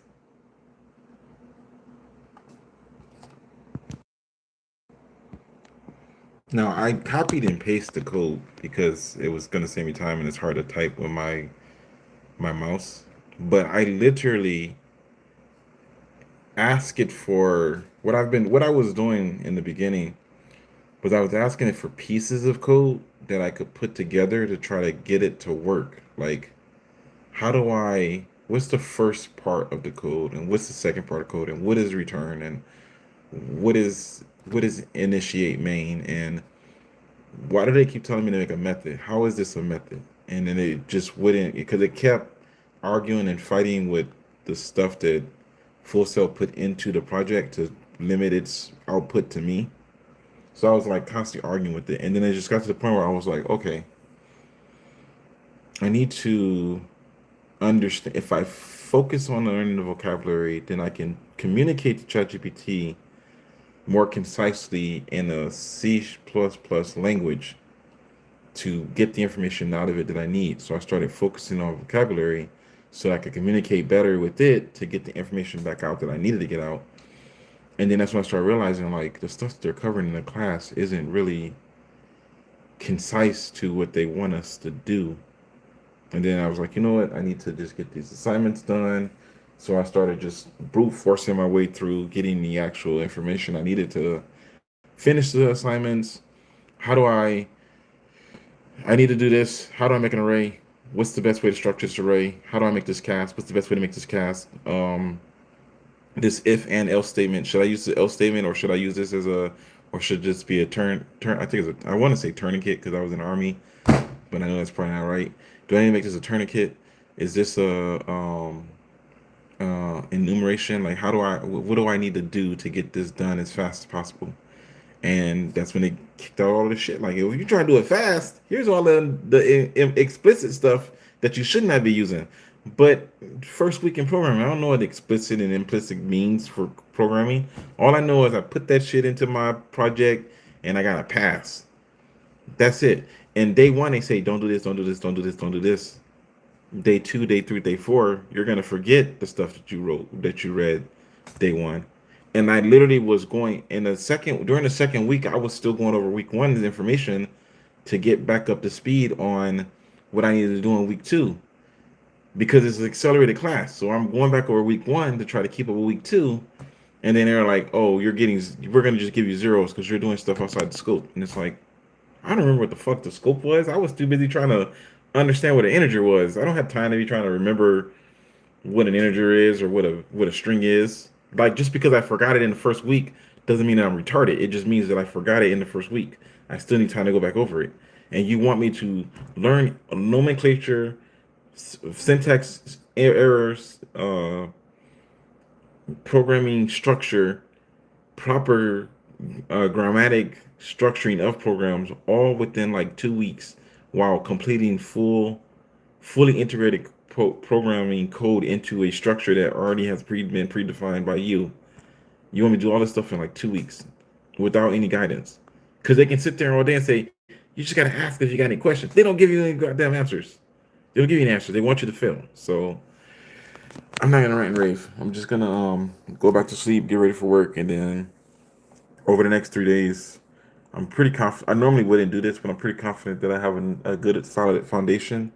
To over the next 3 days, I can finish everything over the weekend. So I'll power through this when I get home from work on Friday, and yeah, by Sunday I should have everything turned in to include the week one practice questions. So as always, my name is Parnams, and I've given you my 2 cents.